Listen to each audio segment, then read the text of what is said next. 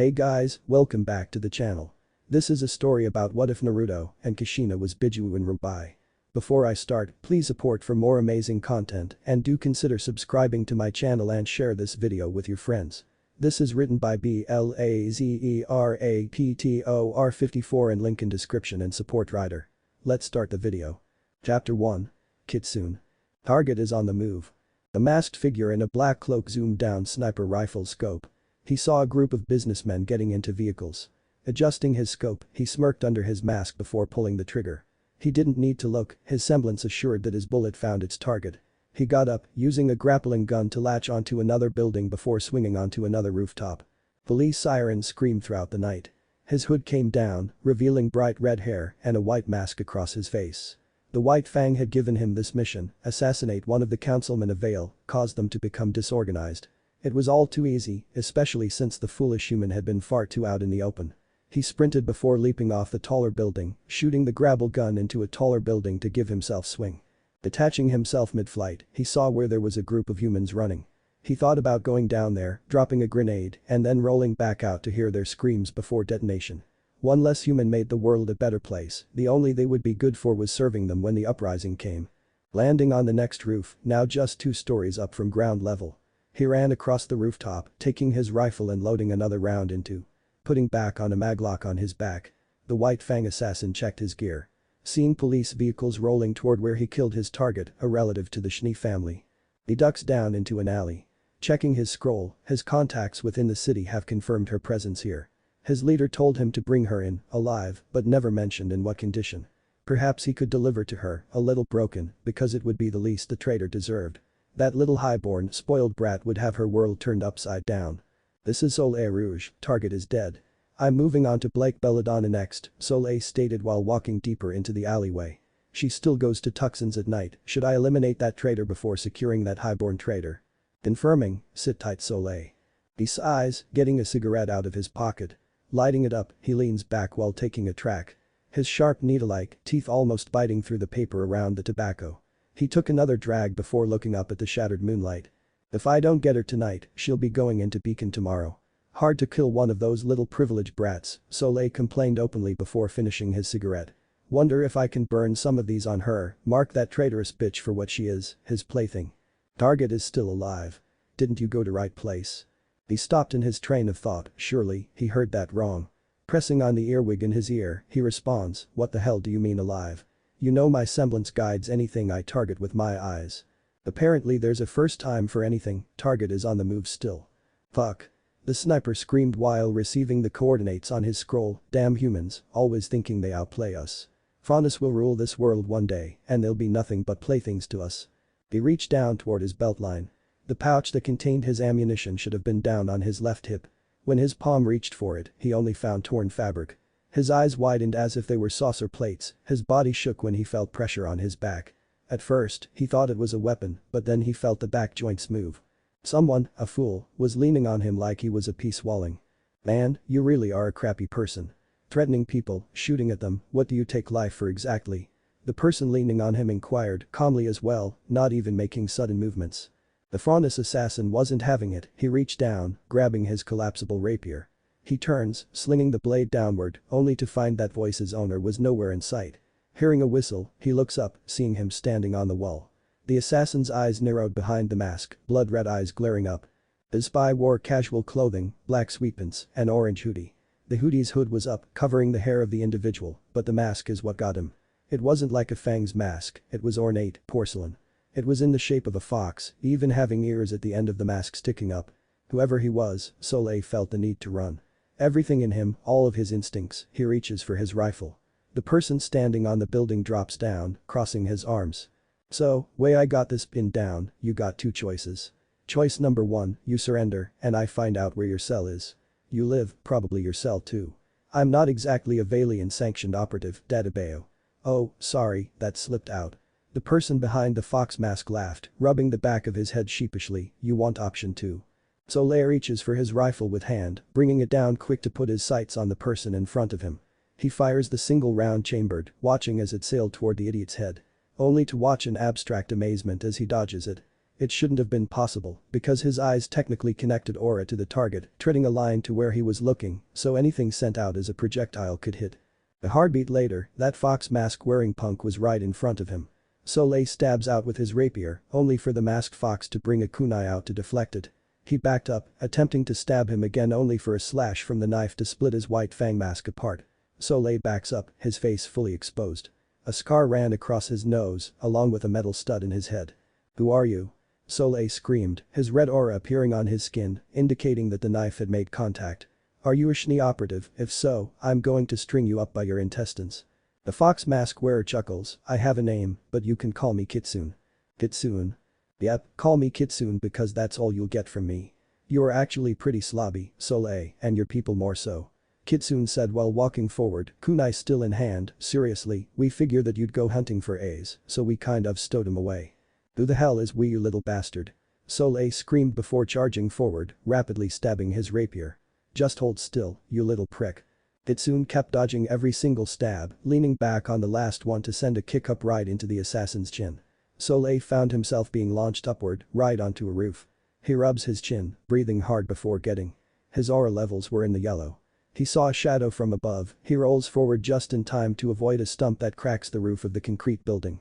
Soleil slashes upward his rapier, putting a wind dust crystal into it. It channels the green energy on the blade. Kitsune meanwhile just smirks under his mask, "Ooh, now we're getting serious. Tell me something, you wouldn't happen to know about the dust robberies, would you?" "Shut up." The assassin screamed while slashing the rapier across his horizon, a green energy wave slicing through the air. Kitsune merely applied some type of energy to his kunai, slicing the energy wave apart. The assassin slashes several more times, only to watch them get casually blocked each time. Sweat began to roll down his face before reaches for his grapple gun. He fires at nearby building, pressing the reel button to get pulled off the roof at breakneck speeds. Soleil landed on the rooftop, skidding to a stop as his grapple rope came back to him. Breathing hard, his aura began to restore itself. He turns around to run, only to see Kitsune standing in front of him. He backs up, startled, "How the hell?" "Well," Kitsune chuckled before he then formed a hand seal similar to ninjas in fiction used. "It's a family secret, Dadabeo." The assassin runs forward, slashing and stabbing, sparks flying from the clash between rapier and kunai.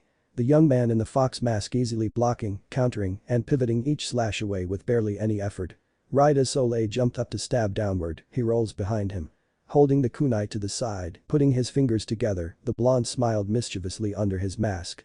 Soleil's eyes widen as he felt pressure on his backside, blasting forward as something with force blasted him across the roof.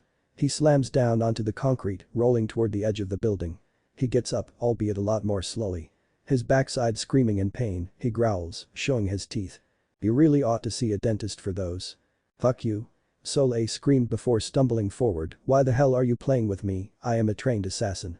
I'm going to kill you." First off, the 1,000 years of death technique is a valid attack. It obviously sent you flying, and second off it's because you are just so boring. Kitsune admonished him before crossing his arms, "Trained assassin, PFFT, please you suck. Take me seriously, or I'll just escape and kill those closest to you."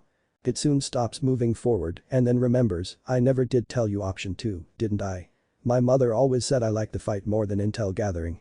"Who gives a damn, good to know, I'll pay that bitch a visit when I get her location off you scroll." "Well, you see that's going to be an issue. You see, option 2 was you being difficult. Don't get me wrong, I love it when you all pick option 2. Gives me a reason to just beat you into the ground where you belong honestly, monsters like you." Kitsune stated as he started to walk forward again, "You're no better than Grim," says the racist human under the mask. Soleil screamed before charging forward, roaring as he reared his sword back, then thrusts it forward to release concentrated point of wind dust energy. This should have pierced right through the arrogant bastard in front of him. He aimed right at the heart, but instead he just merely brought his kunai up. The light green beam of wind energy reflected from angle and sunk right into Soleil's arm, causing blood to leak from the wound as his aura broke. As he stumbles forward, he ran right into an incredible right haymaker punch. His nose scrunches up from impact, exploding in blood as Kitsune follows through. 4 of his needle-like teeth fly out from his jaw, clattering against the roof along with his body, which hung over the edge. "Oh god," Soleil groaned while watching blood drip down onto his head from his mouth. He was going to try and get up, only for Kitsune to kick his weapon away before yanking him up. Soleil groaned out, feeling a punch sink into his stomach that made him vomit to the ground. He looks through the eye holes of the fox mask, seeing cerulean blue eyes. Please don't kill me. Don't kill you, what happened to big and bad assassin? You talked about kidnapping someone, burning cigarettes on them. Oh buddy, you really should have just chosen choice number 1. Kitsune stated before punching him in the mouth again before throwing him closer to the center of the roof. Soleil scrambles for his weapon, only for the masked young man to slam down his outstretched with a kunai. It embedded him to the roof, he crouches down, pulling him up. Their eyes locked and he saw the fear building in the assassin's eyes. He slammed the man down on the ground before getting his cigarette out. Instead of a lighter, the man watches him ignite the roll-up with flick of his fingers. The teen lowered it down to him, smoke. He offered, Soleil was about to do puff before Kitsune turns it around and burns it on his neck. Sizzling noises fill the air before hair moved, with the assassin screaming in pain. Oh, goddammit, why, My point exactly, why say you want to do these things to others? Makes you a total loser, Kitsune chided the assassin before feeling a vibration in his pocket. Rolling his eyes, he held a finger up to Soleil to tell him to wait a minute and brought it out. Shit. He answers it, hey mom, how's it going? Kitsune, why aren't you at the cell's location yet? Oh, I'm just hiding up here, this guy wanted to after some chick after this horrible bastard. Why are you taking your time? Well mom, I'm just being thorough, you got 5 minutes, or I'm getting geared up and hitting that cell myself. Ooh, don't use the frying pan this time. Felt horrible about it because I broke their faces. No, because it's hard to get the dents out before the morning rush. The fox mask wearing fighter turns around, seeing Soleil trying to reach for his sword. Mom, I've got to go, love you and don't worry, tonight's your off night. Okay, well like I said, 5 minutes. Plus, I just dropped A's Schnee off at a hotel. All he'll remember is having a nice dinner with a redeed. Probably used too much, he's still out of it. I got rusty when I had you, Dadabane. His mother told him, making him chuckle, love you sweetie. Kitsune smiles softly before reaching in his pouch and throwing a kunai into the other man's hand. He screams out, begging for it to be over. Love you too mom, gotta go. The vigilante hangs up the scroll. Oh gods, why? Soleil screamed in anguish while staying pinned down. Kitsune got into his face, because you're a horrible piece of crap. Okay, now I know where your cell is. Where's your leader? I'm not telling you where he is. So, Kitsune chuckled before smirking, the leader is a he, huh? I'll kill you, let me up, you little bastard. I'm going to string you up. The vigilante simply looks at him, raising an eyebrow. He reaches into his pouch. Vern was on his last beat as a cop. The balding man was holding his fresh coffee. Enjoying a nice little donut from the local combustion dust station. He looked at his watch, in just 10 minutes, it would be sweet retirement. He then heard yelling, followed by screaming, and looked up just in time to see a redeed come within inches of hitting ground. His feet were bound, obviously now broken, the rope tied around them hanging him upside down. The redeed groaned, turning around to reveal something written on his forehead. The old cop bends down, reading it out, assassin. Oh shit. He pulls back, drawing his gun, pulling his radio up with his free hand. This officer Evergreen, we've got a suspect hanging upside down on 4th Mercy Street, possibly related to the disappearance of A's Schnee. The officer stated before seeing the mouth of the faunus, might be White Fang. Hanging upside down, Soleil twitched, blood dripping from his broken nose. Stay away from me, filthy human, he moaned out only for Officer Evergreen to show his cat-like eyes. Son, the only filthy thing here is you. Across town, a group of faunus were inside of a small underground. A large man with 2 swords on his back was pacing back and forth. Where the fuck is he? Our other assassin came up blank too. Apparently, A's just bursts into smoke when hit with anything, we're being played. He shouted in anger before tossing a beer bottle to the ground. His horns accidentally scraped against an overhanging wooden beam, making him lash out and punch it. Steyr, please, calm down. Another White Fang member, a woman with a foxtail, tried to calm the large man. I'm sure Soleil is okay, plus we're supposed to move on Belladonna here soon. That bitch, when she betrayed our glorious leader, she deserved to die. I hope he's planning to punish her in the old manner, no finer punishment fit for a human sympathizer. The bull faunus slammed his head on the bar, I swear on the brother gods, I'll be ripping Soleil a new one if doesn't come through that door. The door wasn't suddenly kicked open, revealing not Soleil, but Kitsune. Hey everyone, mind if I join you all for a bit of drinking? He screamed out, only to see 6 other White Fang members stand up. All of them got their guns, mostly stolen Atlassian assault rifles. Steyr looks at the masked vigilante, preparing his swords. Kitsune took a moment and saw the girl getting out a whip. He giggled stupidly, leaning against the door. You know, I just want a drink. Come on, let's all be friendly here, because your guy Soleil wasn't. He told them, holding his hands up. What the fuck did you do to my boyfriend, you human bastard? The woman shouted out, charging her whip with electricity. It crackles to life, she growls at him, her foxtail swooshing behind her like crazy. Well, human. Seriously, why are you all so racist? I'm just kicking your asses on the principle that you're all just plain rude. He challenged before dodging out of the door when the 6 wielding rifles fired. He stood outside the doorway, sighing while counting his kunai. Humming a tune that his mother taught him as a child. Each kunai had special markings on them. Hey dad, it's me, I know I don't get to talk to you much. I just want to ask that you be with me, guide my thunder, and let me shock them with my lightning.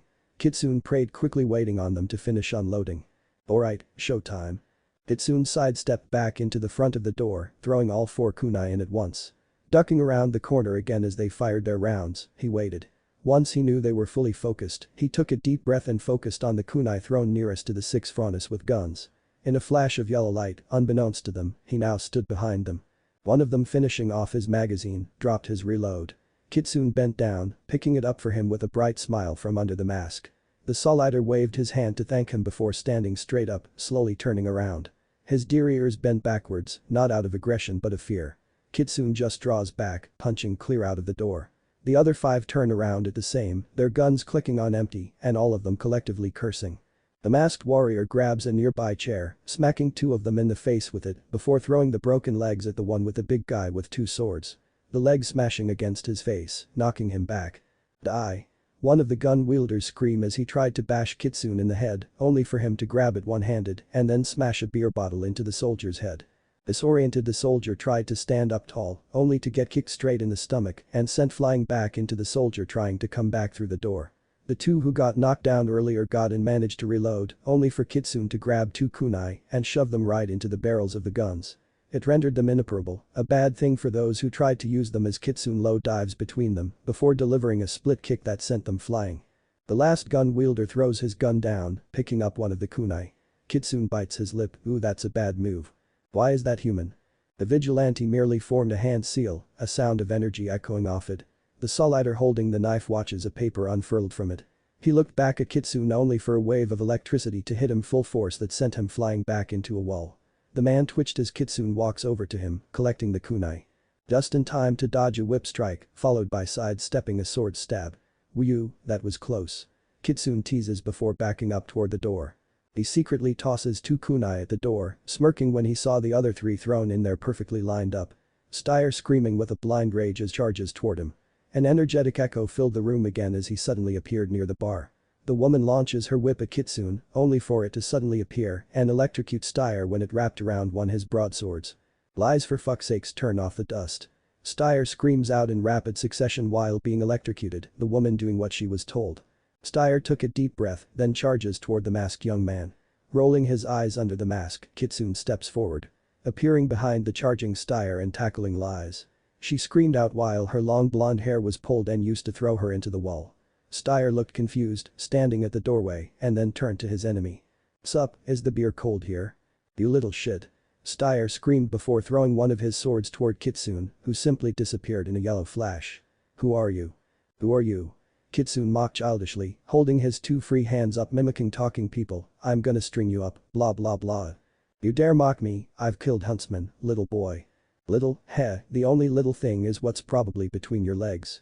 Seriously, Kitsune held up his pinky, let me know what finger matches it the most. The bull frontis roars, grabbing his lone broadsword, slashing downward from above his head. Instead of dodging, Kitsune just merely grabs it with a free hand. He held out his ring finger on the other hand, am I getting warmer? Erg. Lai screamed before throwing a table at him, only for it to reappear in yellow flash at the door. Damn it. They hear a whistle, getting both their attentions. Lies wanted to reactivate her whip but stops herself just short. Steyr meanwhile grabs a table, throwing it at the masked warrior. In a second, with a bending of space-time around the entrance due to Kitsune's technique, the table reappeared. It slams into Steyr, making him stumble forwards with a grunt. So, I'm guessing this is correct?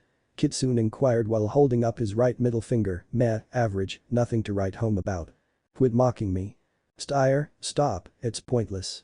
We need to retreat out of the back exit before the Leos arrive. Lies implored him, watching Kitsune. I don't know who you are, but I swear on my life we'll get you. Kitsune went to move but stopped himself, he just rubs the back of his head. Lies ran over to the back door, ready to open it.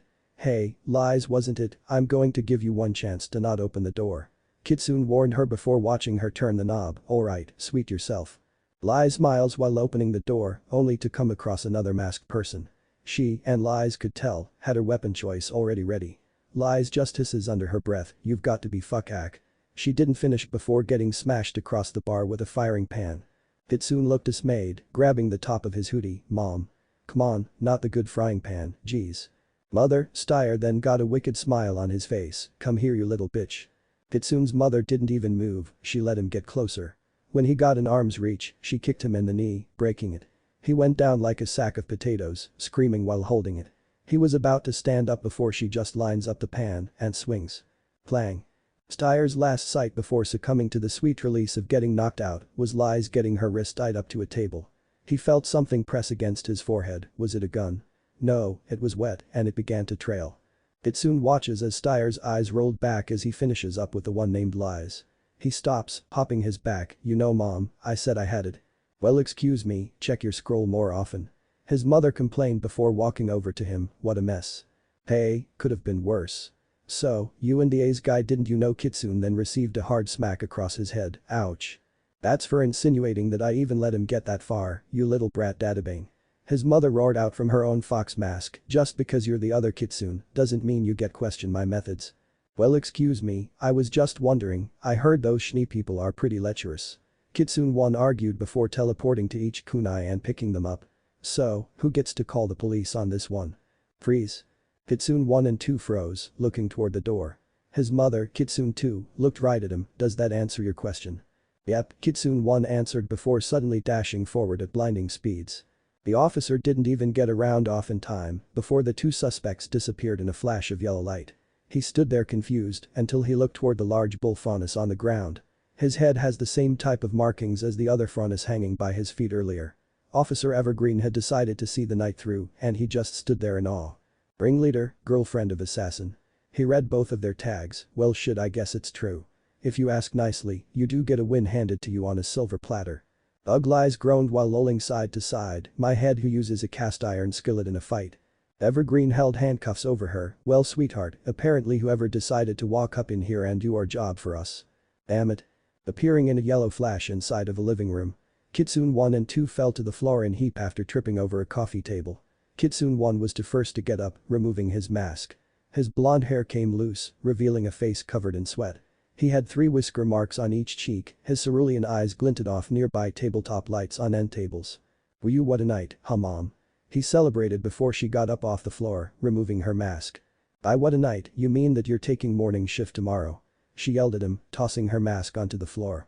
Seriously, I tell you once and I tell you again, stop playing around dadabang. Oh, come on, I wasn't exactly playing around, I was just giving them the business databao. He complained before flopping down on a chair, wish we could do this full time. Yeah, I do too, but unfortunately, we don't get paid to save the city. You took on our vows, son, as a ninja. If your father was alive today, his mother didn't get to finish, she was interrupted. He'd say that I have a duty, despite not being in Konoha, to uphold ourselves as ninja. I've heard the same lecture repeatedly mom. I just, want some acknowledgement for what we do. Huntsmen aren't doing crap all anymore and I know you got it in your gut. Something big is coming, heck, even Kurama is getting riled up a little bit. He argued while laying the couch, and if he's getting riled up, crap's hitting the fan soon. You leave me out of this, Naruto.ohgs, thanks, I mean it's not like she can hear us technically she could, since she still has my yin half.mom if you're hearing this, what did I just say to Kurama? You just told him that I couldn't hear you, his mother admonished before watching him slowly crane his neck toward. Kurama is right, since I have the other half in me well I can listen in from time to time. And I have a little bit of privacy. Nope, now don't stay up too late, Naruto. Your morning shift starts at 5. His mother stated before going toward her bedroom, and son I don't always listen in. Yeah, I'm just going to get me a quick bite, love you mom. Naruto stated before getting up off the chair, sleep well okay. Oh honey, Yin has been calmer a lot recently. Your birthday is coming up, perhaps we can do something for it she offered up, watching him frown a little bit, what? I want to have friends, hang out with people my age. I'm tired mom, I see them constantly going out with each other all the time. I'm 16, I've learned well, let me go live a life. He complained while crossing his arms, every single year we go do something, but maybe this year I just want to go out and have fun. Naruto, you know why I constantly keep an eye on you. It's not just because you're my son, it's because you aren't ready to go at it on your own. She walked over to him, moving his chin up. I love you, and you're going a fine young man. Naruto scuffs, looking her right in her violet eyes. I get it that I'm growing up. That's the point, I want to be normal. Naruto. I want to go out with friends, I want to go on dates. Naruto. Maybe I can still be a ninja, but at some point, I'll have to move forward with myself. Naruto, I'm just protecting you. His mother told him, bringing him into a hug. I understand, maybe you're right. So, does that mean I can go out this weekend? I'm not going bar hopping. I just want to enjoy my last few weeks of being 16. Naruto explained while looking away, rubbing his arm bashfully. Do you think dad would want me to be cooped up all the time? His mother took a deep breath, biting her lip. No, but son. You'll never be like other people because we have Kurama inside both of us. I know how dad died, okay, Kurama told me. Well, Yang Kurama told me, I just want you to know I understand. I love you so much, but at certain point I have to move on from just being your son. Think about it, isn't there that you want grandkids? How can I ever do that just staying cooped up here or running around saving this place constantly? He told her before taking a moment, I know you're scared that he's out there somewhere, the guy who killed dad.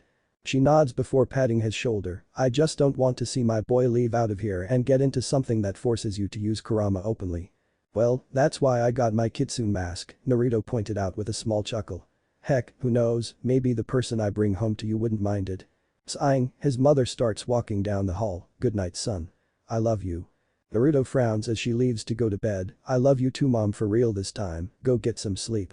She just wants what's best for you, I know, Kurama, but I want to just be normal. Naruto, listen up, just another few weeks wouldn't hurt you. I haven't had a single friend other than you. For nearly 6 years you began to train, and because of it, you ran the risk of running into that man, okay, but with you by my side, I bet you we could take him if it were so easy. Naruto, your mother would have done so by now. I don't know, I'm cutting the mental link for tonight. Night, Kurama, night, brat. Naruto's mother was standing in a large field with a cage made of tree branches surrounding a giant dark red fox. Yin Kurama stood there, looking at the woman. I'm telling you, Yin, I think my son is getting too cramped up. She admitted while looking at the fields. That's not your fault, the situation calls for this measure. My other half is arguing on why you're right, but I'll say that he has a point. At what point does he get freedom? Yin inquired while looking down at the woman. You've been the perfect mother, Kushina. Part of that is learning to let go. Kushina stood there, looking dour while taking a deep breath. It's not fair, Minato should have been here with us. You're scared of losing him, Yin Kurama told her before sitting down and facing her. Do you not think he's scared of losing you too? He'll never lose me, because I'm strong enough to defend myself. The Redeed argued while cross her arms. If Minato was here. Minato will never be here, but he's inside of your son. He has your hot-headedness, but he's his father's son when it comes to ideals. At some point, hopefully, he'll find love. Then what, Kushina, can you expect him to live with you still? At a certain point, you have to let him journey on his own. Find his own path. Yin Kurama replied before reaching through the cage, holding a fist. Kushina just sighs, bumping its fist. I just don't want to get the message from Yang that the masked man found him and he's fighting for his life. I fear for that day as well, but if he's even alive after what your husband did, it would be a dark miracle indeed. The dark red fox stated before opening his fist and grabbing her hand gently between two fingers. I just want him to be loved, loved for being Naruto Uzumaki, not used for you and Yang Kurama. Kushina told her longtime confidant, I fear that he has a point. You feel something coming, do you? Yes, a darkness on the horizon is coming, perhaps that it'll require both of us. Yin told her before pulling his hand back, it'll push us to our limits, eventually you'll be faced with the choice of letting him go or losing him forever. Letting him go or losing him forever? She questioned before thinking, is this another riddle of yours, Yin? I only wish it was, and I pray that I'm wrong in my feelings. Naruto was wearing earbuds as he ran down the street. It was 4 in the morning, his feet beating against the concrete as he made it toward a small that was locked up. Getting the key out, he unlocked the padlock and opened the shed door. The small dining area filled his vision, with the bar tops cleaned. His mother must have been here last night before running to check on him. Walking inside, the blonde turns on the lights. A neon sign saying, Ichiraku Raymond, brightly outside the unit. Putting on a green apron over his shirt, Naruto was listening to the soft music pouring through the feed. He moved his hands in rhythm, lip cinching with it. It was just two lovers, sitting in the car, falling for each other. He singed to himself aloud, getting behind the counter to put the pots on the burners. The blonde was also searching the scroll, looking up apps for just meeting people. Dating apps, social media, just checking over them to see if anyone responded to his message boards. No one had hit him, none at all, which made him frown. He took a deep breath before resting his face on his knuckle. Waiting on the water to boil. Naruto took a minute, checking to see if his Kitsune mask was inside the back pouch on his left hip. It was, making him sigh, and watched as people started walking by. Eventually someone came in, it was older businessman, with white hair. It was Ace, his mustache a mess. "Hey there, are you open for business?" He inquired groggily, "I need a pick-me-up." "We just opened up. Would some ginseng tea be to you liking?" Naruto inquired while getting a tea kettle ready, usually gets me up after being up all night. The youths frolicking about, Ace laughed while watching the team get out several tea bags. "Yes, I believe ginseng is in order." "Okay sir, it'll be ready in 5 minutes. Anything to eat, I can cook some eggs and rice on the house because you'd be the first customer." The teen offered up before getting a skillet down and throwing rice into one of the pots. "Honestly, I was getting ready to cook me some myself." The older man laughs, "Sure kid, I'll take some." "Alright, give me a few minutes," Naruto said before getting some eggs out. "By the way, didn't I see you in here yesterday?" "Oh yes, I was chatting the lovely owner of this establishment. Don't know what quite happened, but I woke up in a hotel room this morning. People freaking out, saying someone was after me. These white Fang are surely fools, I'm really a nobody in the family." Ace admitted before yawning, "I didn't really see you here yesterday. It was my day off. I usually stop by when my mother is running service. Also, why would you ever say that about yourself? I mean, if someone is family, you're never truly a nobody to them." Naruto advised while grabbing the tea kettle and pouring the boiling liquid into a mug. "Watch out, give the packet a couple minutes." Ace nods while watching the teen pour his own cup. "I see that you're very wise for such a young man." "Hums with the territory sir. When you're raised by a single mother, by the way, nothing happened between you two. You simply got too drunk, so that's why I'm here and not her." Naruto lied while preparing a plate, cheese. "No thank you, soy sauce for me however." He fulfilled the man's order, handing him the rice and eggs. The blonde took dollops of his own, quickly eating while Ace ate slowly. He took a deep breath, watching as the son of the woman he went drinking with simply ate his meal. "Did she even mention me?" "Nope," Naruto continued lying while checking his apps, "maybe you should take it as a sign. She's not interested, sorry man, but hey look on the bright side you woke up today, right?" "I guess that's a good way of looking at things," Ace admitted before sipping his tea. This is very good." Naruto smiles while sipping his own, "I go around and buy the best teas.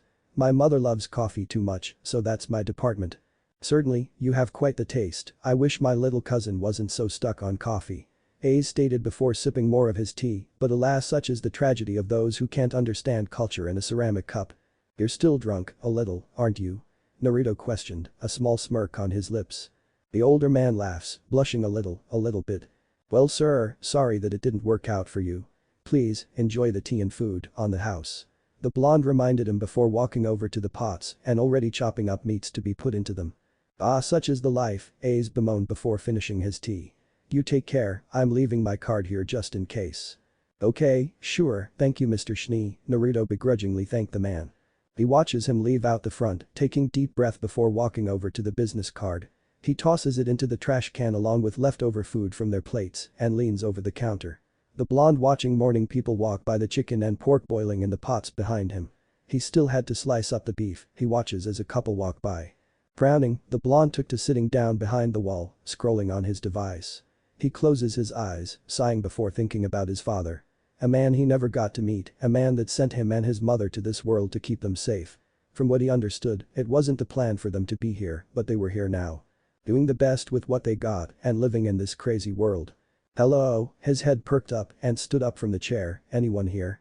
"Oh, sorry miss, I was due." Naruto's heart skipped a beat as he saw her, his mouth going dry for words. She was beautiful jet black hair that waved down her shoulders. A black ribbon bow on the top of her head, amber eyes glinting off the lights of the eatery. Her fair complexion, with smooth skin and lips that were full. She had on a violet hoodie, which was unzipped, and t-shirt with a book series in the middle of it. Their eyes met and both of them swore they had met before just off the glance. Gathering himself, Naruto found these things called words, "Hello. I'm sorry, I was just It's fine if you're not open yet, I was just looking for some breakfast." She said to him while getting ready to walk back out. "Wait. We're open, I was just scrolling on my scroll in the back, bit of a slow morning." He told her, nervously chuckling afterwards, "Would you like any coffee or tea?" "I'd like some tea, what do you have?" She inquired while taking a seat at the bar. Pretty much everything that is great. I have an entire Mistralian selection, like green jade, yellow ginseng, rose tea, and several others. I even have sencha, but that's usually reserved for special occasions. Naruto told her before rubbing the back of his head, but I guess since it's a slow morning you could have some if you wanted. I actually love sencha, she replied with a small smile, a beautiful smile. You wouldn't mind, would you? No, of course not, I'm actually craving some as well. Hang on, I'll go make a fresh batch. He offered before running to the back, sweating slightly with his hands fidgeting. Kurama, red alert. Say less, what's the skinny? Superpowered grim, masked man, do we need to go giant and wipe out an army? Wait, no, not that kind of red alert. Oh, well, then why did you summon the link? Very beautiful girl, help me out here. I mean seriously, you want me to help you, and let me get this right, talk to a girl, it's stupid, isn't it? Yes, very much so, goodbye. Wait, we can do the thing. You get free reign for a whole day on one of my off days. The whole day. I have grown interested in these things called video games. Help me, help you, we all win. Naruto was going on autopilot while getting the tea ready. He was still sweating bullets, for some reason, it was those beautiful amber eyes. He stood there, watching the kettle boil, biting his lip. Finally, he heard the large fox inside of him sighing. Listen to my directions, and do not deviate. What happens if I deviate? Naruto inquired mentally before pouring the tea into 2 saucers. Oh, crap, why the hell am I freaking out over this? Because it's something Kushina never trained you for, Kami above, this is not the job for a giant 9-tailed fox. Why are you freaking out now? Fuck Kurama, come on. He yelled mentally before pouring the tea into the tray saucers. First thing first, I got to serve this hot. Maintain eye contact. Naruto froze up with that, gathering himself before walking back to the bar. He held the tray with both hands. He made his eyes look up until he found them looking into amber pools of light. His heart began to pound, his pupils dilating. He sets the tray down. Here you go. Thank you, she thanked him before taking a saucer. It smells very nice, who buys the tea for this place? That's me, I'm pretty much the tea guy here. He laughed nervously before mentally reaching out to Kurama. Okay, this isn't going too horrible. He took a deep breath. My name is Naruto Uzumaki. Oh, my name is Blake, she introduced herself before sipping on the tea. This is very delicious, Mr. Uzumaki. Oh, you don't have to call me Mr. Naruto is just as fine. Naruto nervously said before reaching out, seeing a small chuckle on her face. Is that a good sign or a bad sign? I don't know, not exactly other giant foxes for me to practice with. Deals off then, at least I get to see you fumble this. Good luck, brat. Thanks for nothing, furball. Naruto growled mentally before taking a deep breath. So, Blake, anything catching your eye? Actually, yes, I know it's early. Is there any way you can make some fish miso with extra fish cakes? She asked while looking at him. Are you okay? You're sweating a lot. He blushes a little bit. Oh yeah, I'm fine. Absolutely nothing wrong here, I'm going to get your food started. She nods her head, getting a book out. The blonde walks away from her, putting noodles into a pot. He got several different cuts of fish out, putting them into a separate pot. Watching as he got several strange-looking tubes out before cutting them into a bowl of hot broth. After about 10 minutes of the back and forth, the blonde arrives back with a large bowl. He sets it down in front of her with a smile. The smell was absolutely divine, she saw the strange little swirl things in there. Not ever really seeing anything like them in ramen before. What are those? She inquired while pointing at them. They smell good, but look weird. Naruto blushes a little bit and tells her, well, they're called Narutomaki. They're a type of sweet fish cake.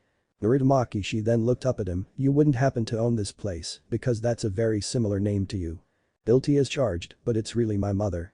I was actually named after them, he told her with a nervous smile, pulling out his own smaller bowl. Hope you don't mind, but I've been running on near empty the last 2 days.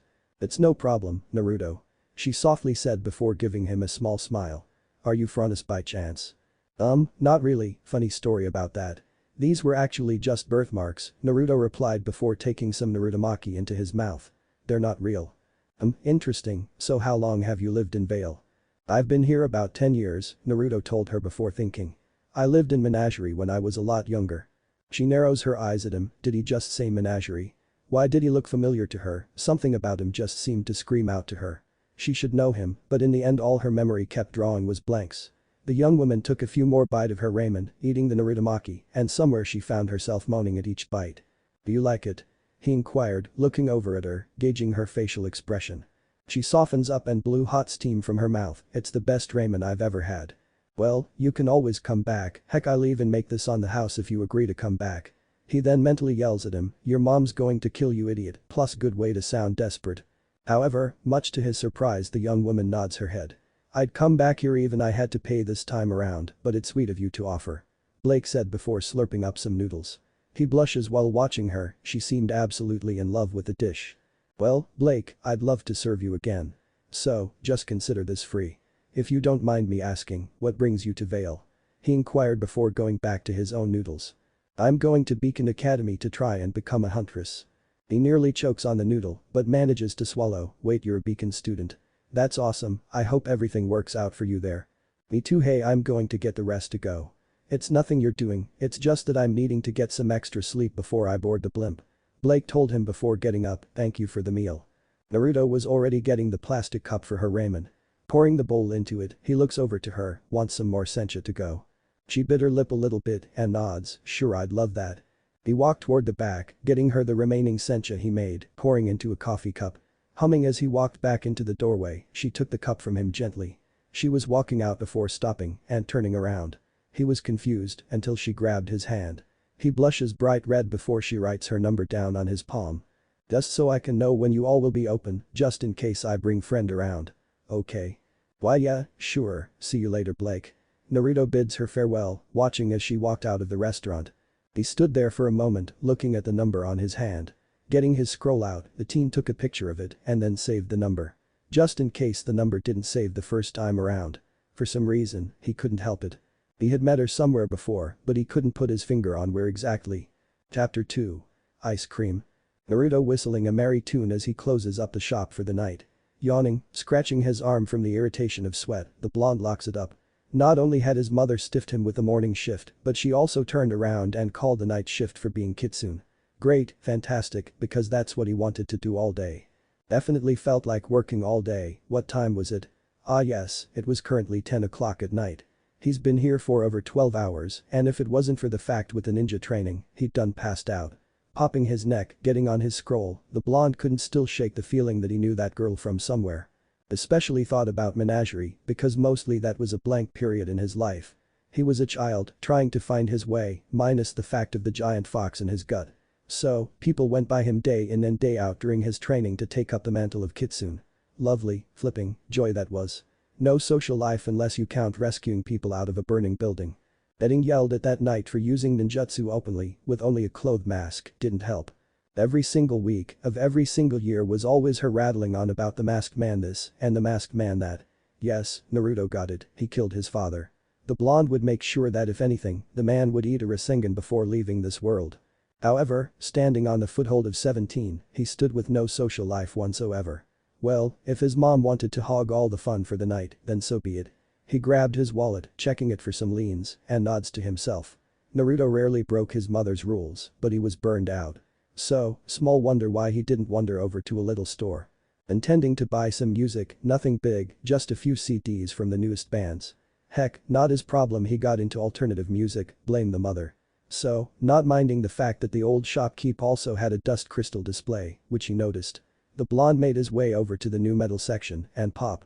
I swear to the gods if he has nothing but throstle beaver, I'm going to a shit an egg. Naruto frustratingly scoured the section, perturbed. He grabs the case, looking at it, noting that was an older album. About to give in, he suddenly heard the doors to the shop fly open. Men wearing suits and obvious mob suits walked into the store. Biting his lip, Naruto just thought happy thoughts because there was no way this place was totally getting robbed. The first man pointed a gun at the store clerk while two others walked over to a girl in a red hood. Groaning, pinching his nose as he felt the sword near his neck, he turns his head. The mafia man just sneered at him, obviously, Naruto could have reacted a little better. You gonna shave with that dull as blade, or are you cut me? Naruto questioned the man, who continued to sneer. Playing brave for the girlie over there isn't going to help you, kid. Just give the money and any dust you got it? The man yelled in his face, only to watch the other two from earlier go flying. The fuck? That brief moment was the man's last mistake as his teeth were knocked down his throat. The blonde then used some of Kurama's chakra and sent out a pulse that destroyed the cameras across the block. Slipping his mask on, Naruto then pulled his hood over his head. Taking the CD case, applying the Flying Thunder God seal to it before throwing it a shuriken toward the other two. He appeared in between them and then launches a nasty split kick. Both men went flying off to the sides, crashing into merchandise along the way. He sucks on his teeth, shit, I could have really held back a little bit on that. Not my store. The old man wailed before Naruto landed on the case, "Are you going to pay for that?" How does 35 lean sound?" He sheepishly inquired before placing the money on the counter. "Sorry old man, gotta go." He backflips off the counter before running out. Watching as the girl from earlier was giving them the business. She moved faster than anyone normal, the way she handled the scythe was pure perfection. He was about to just cut his losses when he saw another group coming up behind her, groaning he just intercepts them. The first part of the group wasn't too hard, he jumped into them with dynamic flying kick. Sending each one crashing into each other on the side right into the walls of an alleyway. Pretty simple, not a bad start, but the shotgunner at the front managed to squeeze off a round. It bounces off his aura, which was thankfully something he trained on secret. Still going to leave a mark, but it was better than having Kurama push out small pellets. Verbal was not gentle if he thought Naruto made a mistake. "Motherfucker." Naruto yelled out as he waved his hand about before launching himself forward. A spinning kick sent that man flying over the others, leaving their center vulnerable.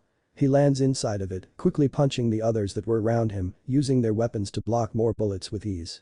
He sweeps someone charging at him, grabbing their other machete before using both to slice apart any guns he came near. Leaping up he catches another two people in a heavy double dragon kick before sliding to a stop. His eyes darted to where he had a kunai hanging out of his back pouch. Grabbing it, he throws just in time to teleport out of the way of several men stabbing towards him. Appearing in a golden flash on the street, he came to be back to back with the girl from earlier. No words were said, simply both jetted off each other rapidly. He slashes two of the men with his kunai before seemingly dancing through them with kicks. All kicks were aimed high, either catching them in the chest or in the neck. His intent wasn't to kill, which he could have easily done, but to disable. He dodges back in time to avoid a stab before sidestepped and delivering a high knee. Smashing his right knee into a large man's face, making him fall back. Naruto slides him to the ground before jumping off the man's chest.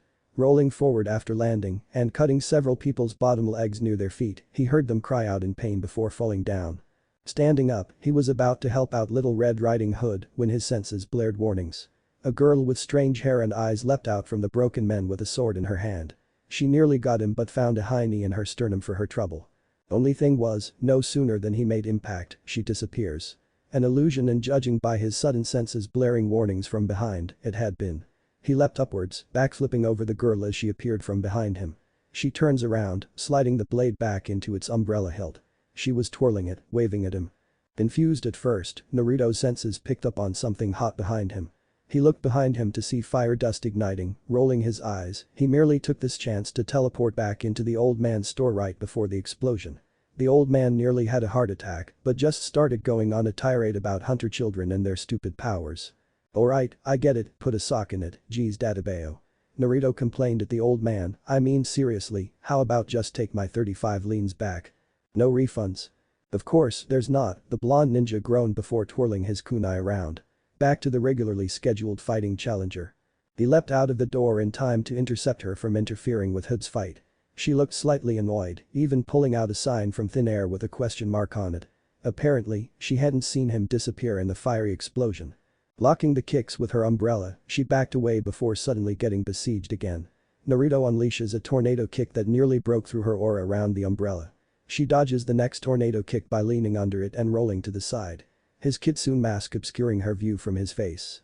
She noticed a strand of blonde hair poking from the hood of hoodie. Rolling backwards to avoid an axe kick that would have crumbled under the ground.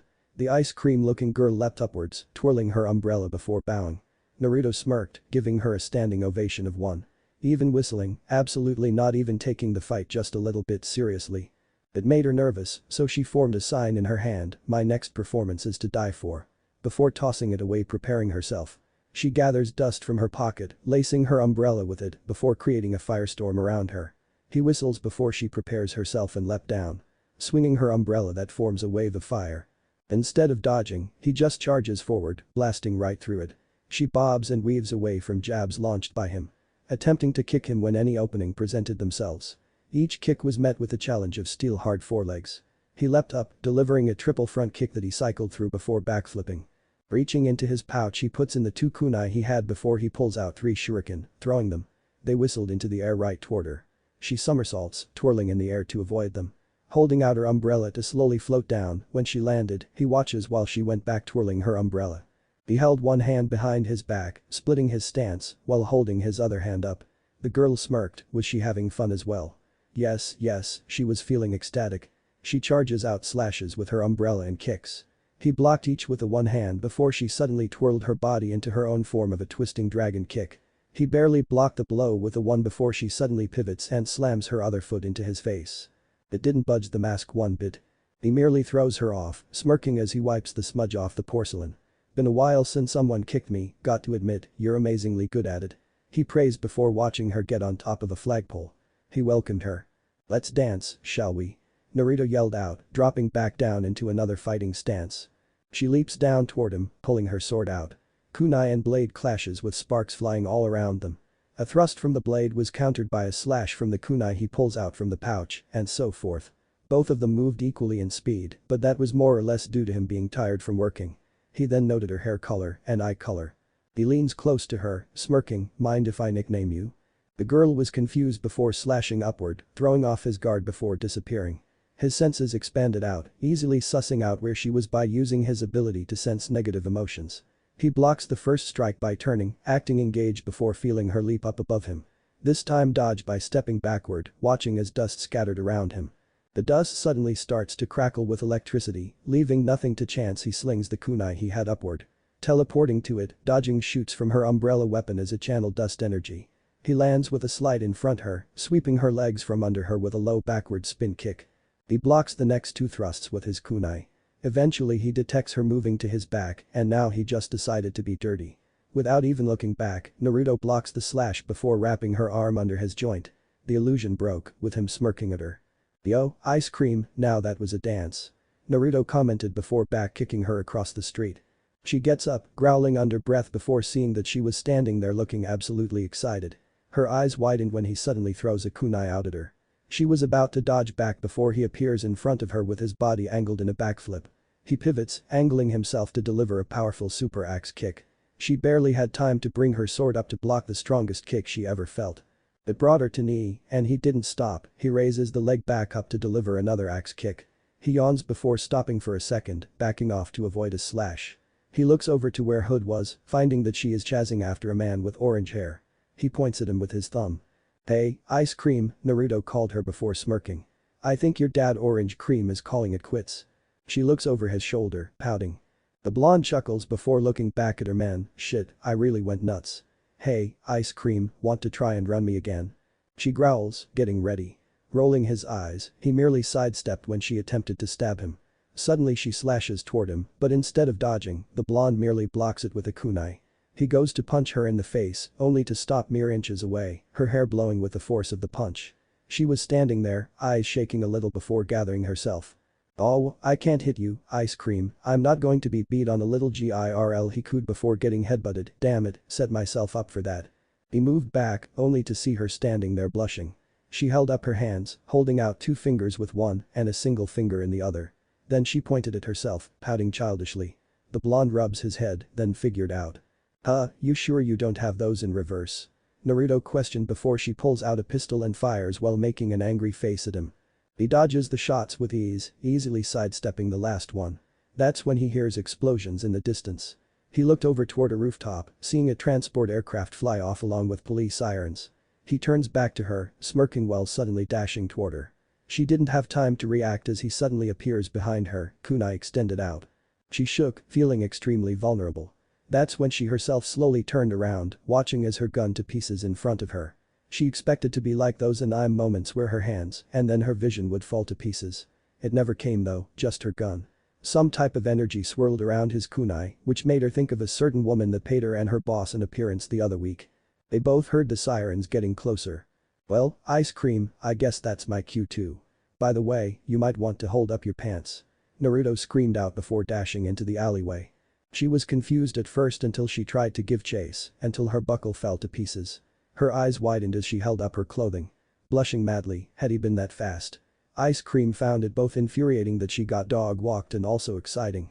Hopefully she ran into him again. Entering the apartment, Naruto activated the sound suppression seals throughout the rooms. Whistling while falling onto the couch. The blonde humming whilst scouring inside of the sofa. He pulls out the TV remote, clicking on the Pomax. Placing his feet on the coffee table, Naruto hums while he clicks on his new favorite show. House of Wyverns, in which case he saw where someone screamed, "They're bastards." only to watch his top part of the head deeply miss the other part. At least he kept his tongue, grossly enough. Pursing his lips, the blonde yawns before leaning back. Drinking a bottled water he may or may not have taken as compensation from the storekeep and hid earlier. Naruto, oh come on, I gave the man 35 leans for free still, that's stealing unless he was clearly stated to be receiving compensation for it. Cry me a river, my night got ruined. So, are you going to message that girl I've seen movies, Kurama? I don't want to seem desperate. Well technically go suck an egg, be nice, after all, I won't tell you the password. Naruto took breath, pinching his nose, she put a password on the network again. Well since last used it and got viruses brat. Okay first off, I don't have a girlfriend. I have rosy palms. I date the righty and occasional visit the lefty. So, excuse me if I have my urges. He complained to the giant fox inside of his gut. I mean seriously, didn't mom have urges? You're here okay, and let's just say, your mom broke your father. Okay, that's a little much information, I wouldn't being an oopsie more than that databao. Oh damn, wasn't I mean, they always wanted children, but you were a surprise. You know, there's thing called tact, try using that sometimes. Nobody wants to hear the fact they're an oopsie. Let alone that their mother pretty broke their father in the act. Naruto yelled at the giant fox mentally. A pregnant pause follows, only for Naruto to hear cackling. I was joking about that part. Ah fuck you. Naruto yelled aloud before hearing the door slam and turning pale. You wanna run that by me again, Databane? Kushina growled, glaring right at her son. What did I even do? I just walked through the door. Mom didn't mean you. I mean Yang Kurama, he sucks at joking. The blonde corrected nervously, sweating bullets as she glared over him. Come on mom, I didn't mean you, I swear. She slightly cracks and then starts laughing. I can still make you whimper like a pup. Oh, can this night get any worse? I mean I closed up the shop, went to a store, got robbed. Well, by robbed, you probably already know how that would have gone down for the offender. Not too well, and I mean this with all sincerity, I am tired from today. He whined before flopping back on the sofa. I mean I've been so busy I didn't even get to make myself dinner at the restaurant. Wait, you got robbed? Yeah, I went to dust shop that sells music. I ended up fighting this one woman though, she looks like ice cream. Naruto stated before putting both hands behind his head, and yes I wore my mask, so no emergency move needed. Okay, this isn't a menagerie situation. No masked man coming our way, so hopefully we can continue living here in peace. Kushina breathed before walking into the kitchen, tossing Naruto a footlong sandwich. By the way, did you think I'd let you starve? Oh, I love you mom, he said with a smile before tearing open the paper. Ooh meatball, by the way I had the weirdest case of deja vu. Do tell, is it the one involving making the same ramen order 300 times? She inquired before getting the cupboard and pulling out a bowl. Naruto pensively thought, no, there was this girl that came in this morning. She looked very familiar to me, golden eyes, raven black hair. Kushina hums as she starts to get out some milk. What was her name? Blake. The redeed stops and drops her bowl immediately. Naruto confused raises his head up. You alright mom? Oh, silly me, hands must be little tired from using the frying pan on some bandits tonight. Matter of fact, I'm going to go clean this up. She stated before quickly getting into the cupboard where they kept some hand towels. Naruto took a deep breath. No way she knew who he was talking about. Do you know who Blake is? No, of course not, I just got thrown off a little. Because, you know, Blake is a very masculine name for girls. So, maybe I thought that you were coming out. Kushina reasoned before turning to the corner to see her son glare at her. What? Mom, I literally got us a $200 lien bill 3 years because I had an issue with you know, he blushes before speaking up. Porn. Well, you can be gay and watch porn. I can't believe conversation right now, Dadabao. Naruto whined childishly before taking another bite of his sandwich. So what do you think you remember about her? Kushina asked curiously, slightly sweating bullets. Naruto swallowed the piece in his mouth, humming, I could have sworn I've kissed her before. Really now, that's some first impression, doesn't she seem like a hussy or something? The redeed outwardly kept calm, but internally was freaking out. I thought I got them all, damn it. But no, she's a not hussy, she was really sweet, he replied before sipping on some more water. Kushina just pinches her brow, yin red alert. I warned that you needed direct eye contact. Okay, look, holding a sobbing child's gaze was never strong suit. No kidding, well now we may have an issue. Well, he didn't say she remembered him fully, it doesn't matter, if something stimulates the memories okay, so I just tell him to delete her number, that I saw her working a corner somewhere. That's not how this works Kushina, and you know it. My son deserves to be happy, yes, but I don't think there's any girl out there that could fully accept him. I mean, this world has strange things, but it doesn't have tailed beasts walking around. Kushina reasoned with yin before getting another bowl out, besides they were 7 years old. May I remind you? You and Minato were younger when you first met. You developed an instant crush on him. Besides, they were childhood friends for years before erased the memories. Yin pointed out before he took a deep breath. If it wasn't for the bastard masked man. Maybe my son could have had happier life there. Her face fell while thinking about it. Minato tried to save us by dragging us into here, and somehow he followed. And think about the past, only the present. But if it really is Blake Belladonna that the White Fang were hunting along Shni, then it remains a high probability that she ran back into Naruto. Yin told her before she looked over the kitchen bar and watching her son watching House of Wyverns. If things turned out different, perhaps I could accept that she and him tied to a red string. However, as long as she doesn't fully remember, she may not end liability. Kushina replied mentally before feeling guilt weigh on her mind. He deserved better than that. All he did was save those people. In doing so, let him write to us that. She walks over to the sofa, cutting the mental link for the moment. Yin's sighing reverberated throughout her mind, but she didn't want to talk further about the situation. The Redeed flops down on the sofa by her son, watching as the characters on the show start arguing over something. Naruto sips on the bottled water. So, we're gonna watch House of the Wyverns before Game of Queendoms? Kushina questioned before watching the blonde focus on the screen. Naruto. Oh, sorry, I was drifting. For some reason, I just can't get her out of my mind. Naruto stated before sighing. You know she isn't a hussy. I mean, she wasn't awkward with me, but I guess it's the smile. Well, describe it me. What does her smile look like? It looks like a smile that is only given by someone who truly feels happy, Naruto admitted before frowning. Not like she was depressed, but I'm talking about soft and joyful. You sure weren't thinking about other things? Shut your damn mouth, you pervy fox. Well, then how is it you kids say it nowadays? Peace out. Wait, you're cutting the men. Connection. Naruto breathed aloud before sighing. Of course he did. Naruto, a boy your age thinks about things like those all the time. Your father was bad about it. Kushina waved before eating more of her cereal. I got morning shift tomorrow. You wanna take night? Yeah, sure, why not? I need follow up on that dust robbery anyway. Who knows, I might just run into ice cream again. She wasn't half bad. I mean, she has some really powerful genjutsu going on. He told her before taking another bite of his sandwich. Kushina nods while thinking about it. So, I ran into something interesting. Apparently Roman Torchwick was making moves near the shop. Might be the orange-haired guy then, he confirmed with a shrug before taking the last bite out of the sandwich. She pensively looks at him, watching as he crumbles the wrapper. You remind more and more your dad each day, Dadabane. Since when do I not? Naruto muttered after finishing the sandwich, which Kushina heard and felt a little crestfallen. I'm sorry mom, it's just I don't want to be dad, I wanna be me. I know sweetheart, Kushina replied before placing a hand on his. I just want you to be safe. So are you going to contact this Blake girl or?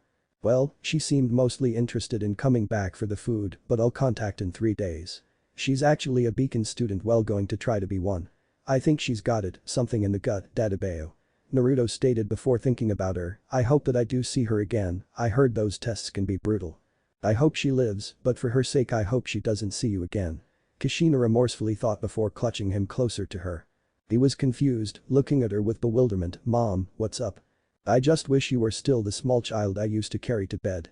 17 years goes by quickly. I love you son, just don't ever forget that. She told him before kissing his forehead. My little fish cake. Oh yeah, speaking of that, she thought I was the owner because of it. Naruto stated before yawning. Narutomaki, she likes those next time. He went out like a light, figures once he got a little bit comfortable. She sighed before getting up from the sofa. Getting him a pillow and blanket.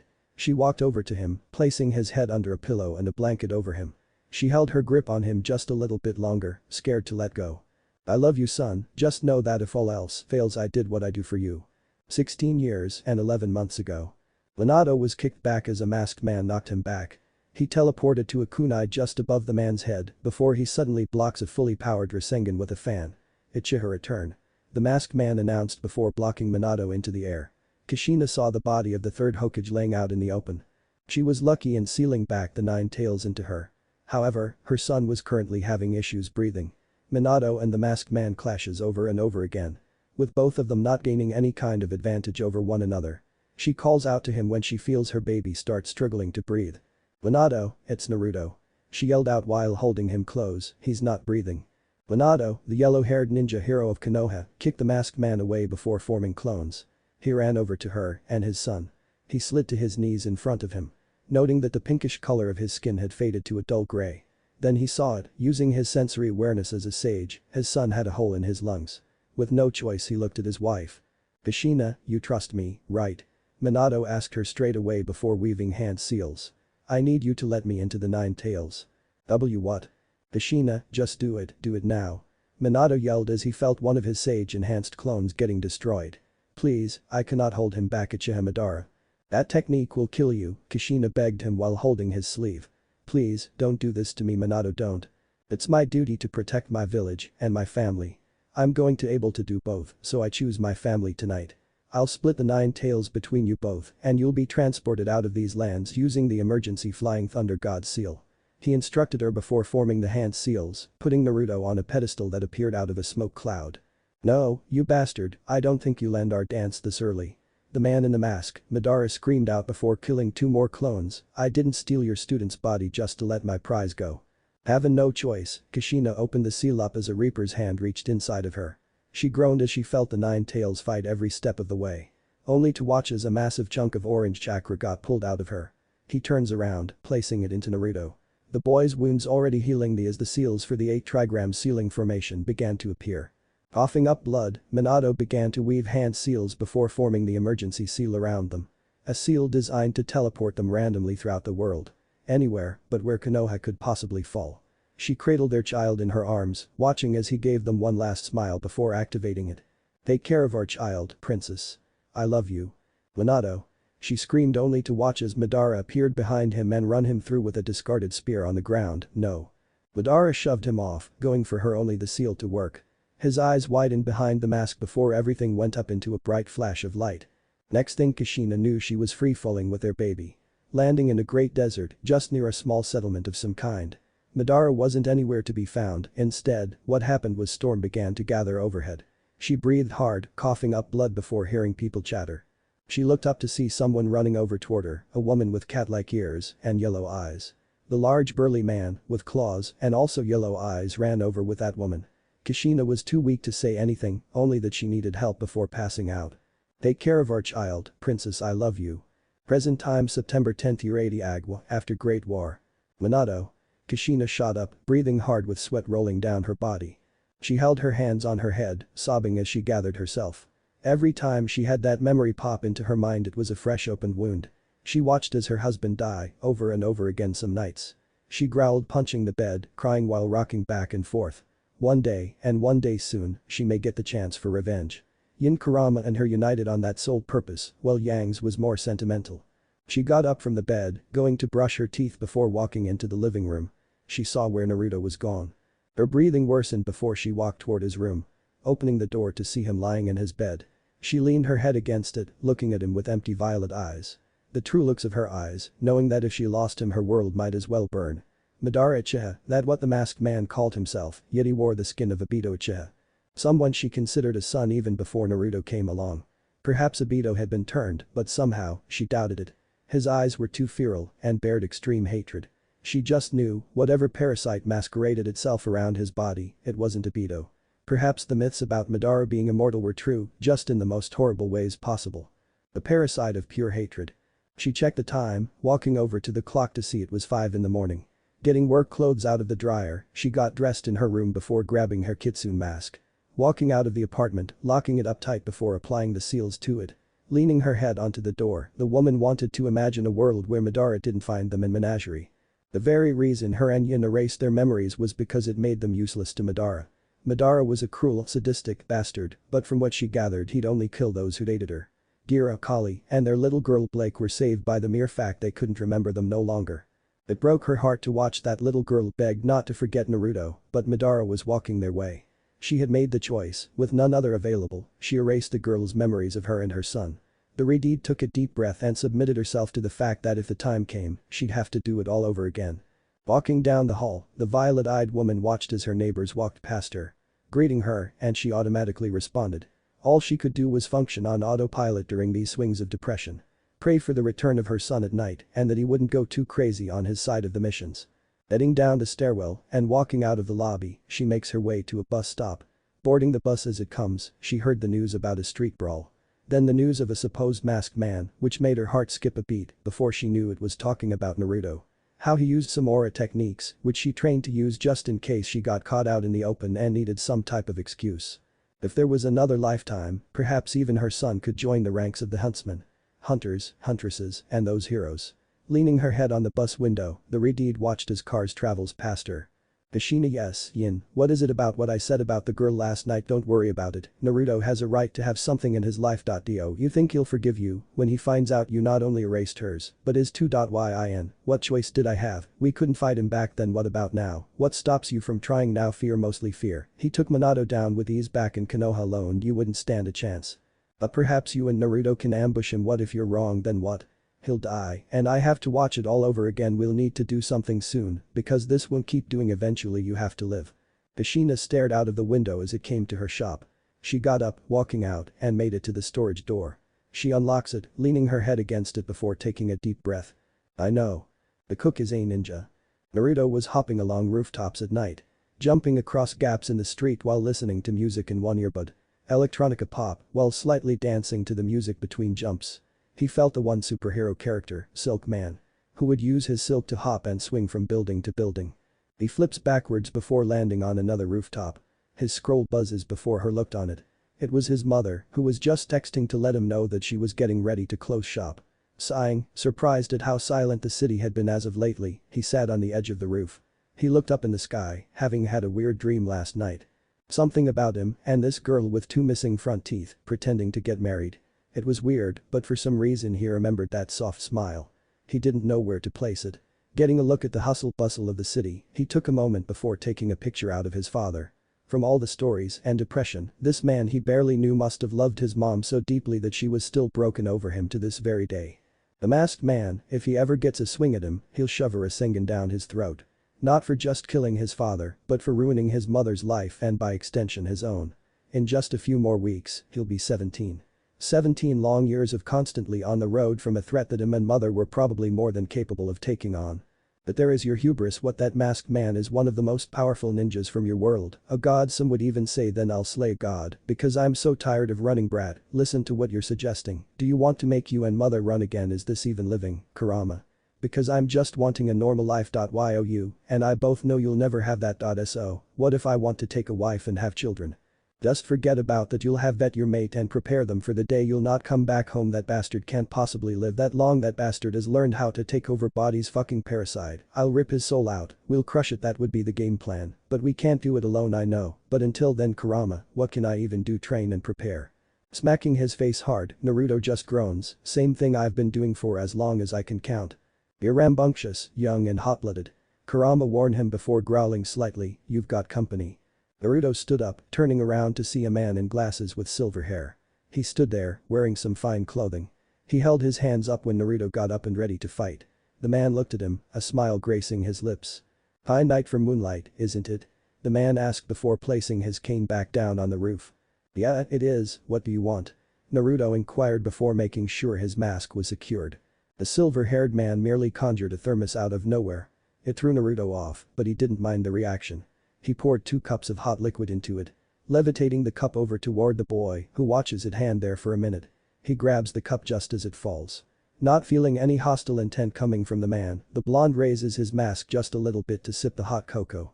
It was by far and hands down the greatest cup of hot cocoa he had ever tasted. The blonde took a moment before setting the glass on his open palm while still holding the handle with the opposite hand. The man smiles, good cocoa, isn't it? I make it myself, but enough about me, I want to know about you. Sorry, but I'm just some stupid moonlighter, nothing much to know about me. Naruto lied before watching the man smile. What? Yes, like the fact you and your partner don't use magic. I beg your pardon? He questioned before sipping more of the cocoa unintentionally. I think you're a little crazy, magic doesn't exist. Oh, it indeed does, or well did. However, tell me, Fox, are you one yearning for using their powers for the greater good? He inquired before walking toward the edge of the building. These people, even our huntsmen, they don't understand what it means to hold true power to change the world. How do you even know about me? Criminals talk, especially those who claim to get bullied by someone who could warp space-time. Wearing a fox's mask, but don't worry, your secret is safe with me. The man answered before sipping more hot cocoa. My name is Rowan Ozpin, but you might know me as Professor Ozpin. Naruto's eyes widened behind the mask, the headmaster of Beacon. Yes, that would be me, and I'm going to offer an agreement. Yesterday, you ended up fighting a group of bandits. Our newest student was the one who took on Roman Torchwick. Ozpin told him before watching the blonde finish his hot cocoa. The blonde raises his cup up, I called him orange cream. His partner's name was Napolitan, a girl who is best described as look like the ice cream. The man told him before snapping his fingers and refilling the boy's cup. Her real name is actually Trivia. Poor girl had a hard life, still you supposedly handled her very well. Naruto shrugs while going back to sipping his newly formed cocoa, maybe she isn't as good as you think. Cocky one aren't you? Still, Ozpin tosses him over a card with his number.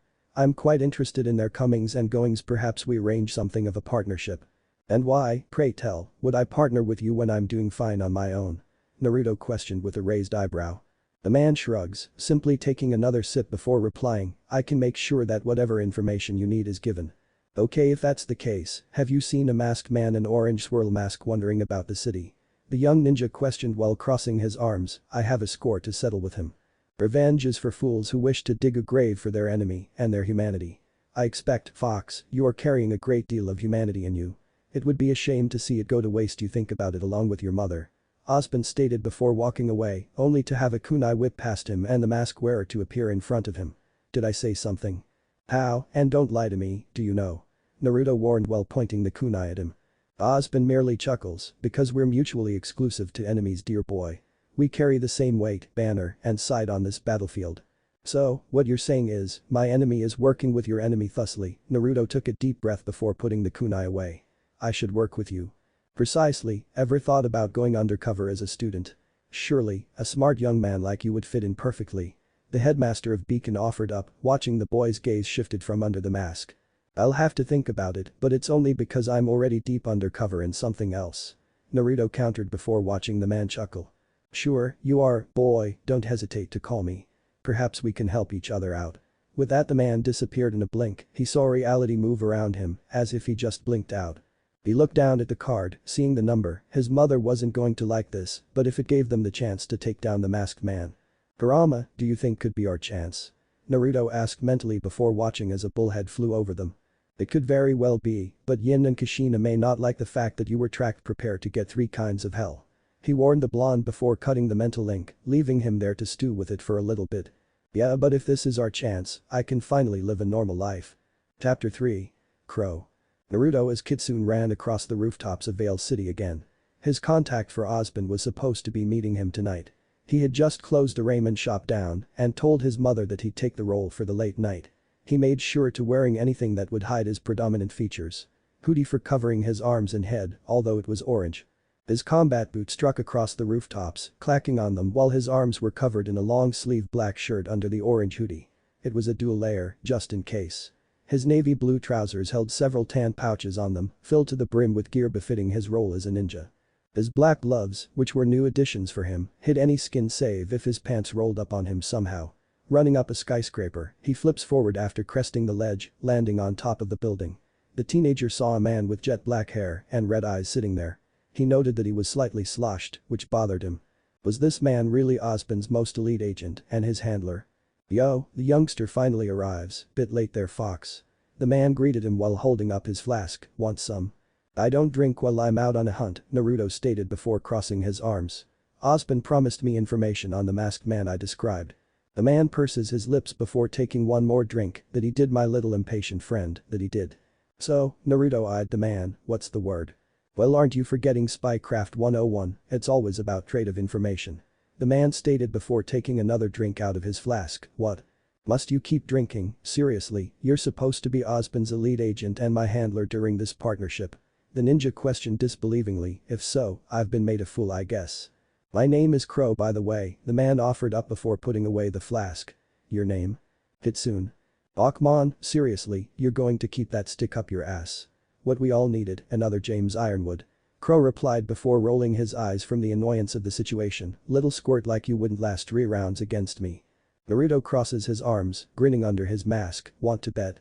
Shit, you know what, I want to see you swing Foxy. Qrow beckoned him with hands outstretched, I'm going to teach you the pecking order. Naruto smirks under his mask, been a while since I sparred with anyone, Oz won't get into a hissy fit will he? I personally don't give a shit, Qrow stated before pointing a finger at him, motioning him with that same finger to bring it on. The ninja took out a kunai before slinging it toward the man. He appeared behind him only to suddenly have backwards kick throw his way. His cerulean eyes widened as he turns midair to avoid the kick, catching himself on the edge. Qrow simply lowers his leg to the front of his body, turning on his heel. He clapped his hands, mockingly so. Neat little trick, I heard about it, reminds me of my sister's bullshit ability to teleport. You kind of get used to the sneak attacks from behind, the man told Naruto before wiggling a finger in front of his face. That wasn't even round 1 kiddo, any more tricks. Growling, the blonde took a deep breath before assuming a fighting stance that was slightly loose. The man cocked an eyebrow up before sliding toward him with wide steps, his own fist up. Naruto threw 3 jabs in quick succession, which actually nearly caught the man. Qrow returns with 2 jabs from his left fist, but then shocks Naruto when the older man gracefully leapt up into a tornado kick.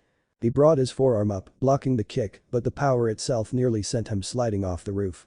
The blonde runs at him, throwing himself into the air before throwing a flying dragon kick. Qrow blocks the kick before his red eyes widened and he was nearly sent flying off the top of the building. He smirks before quickly transforming into a crow and flying around the roof until he landed on the central entranceway. Whistling down, the man pops his shoulder, "Goddamn kid. You got some power in those legs of yours. So, are you done, old man?" Naruto called out, crossing his arms, "Because I'm trying my best not to kick your ass." To his surprise, the man simply gaspes and then bends over, clutching his stomach.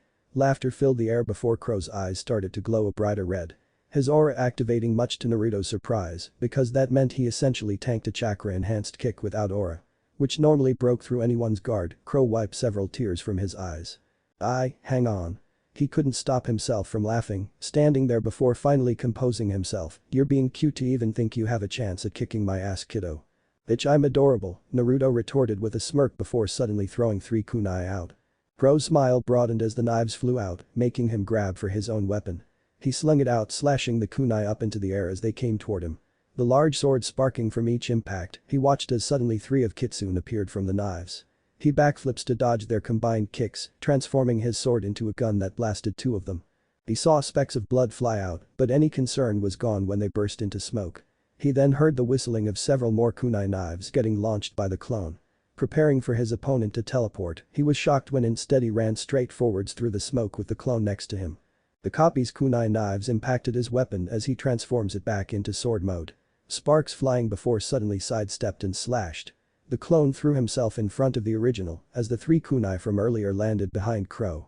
Hearing them impact the concrete, the Ravenet jumps forward as a yellow flash appeared behind him, dodging a tornado kick from the ninja. Both locked eyes and Qrow noted that he had cerulean blue ones that reminded him of someone close. "Taeyang, you sly dog, who else did you boink?" He immediately thought before dodging to right as Naruto jumps up toward him, slashing with the kunai in his hands that Qrow was forced to block. Sparks flew off the mighty sword as he continued blocking the ninja's various lashes. He then watched his opponent twists after the last slash, flipping himself forward to deliver 4 consecutive bicycle kicks against the sword, which made the metal groan. Qrow landed on the ground first, but not before Naruto landed a flying heavy axe kick where he had been. The roof cracking under the force of it.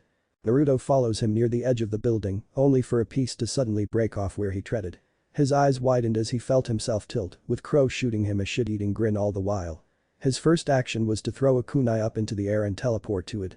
In the air, however, Qrow immediately appeared behind him in corvid form.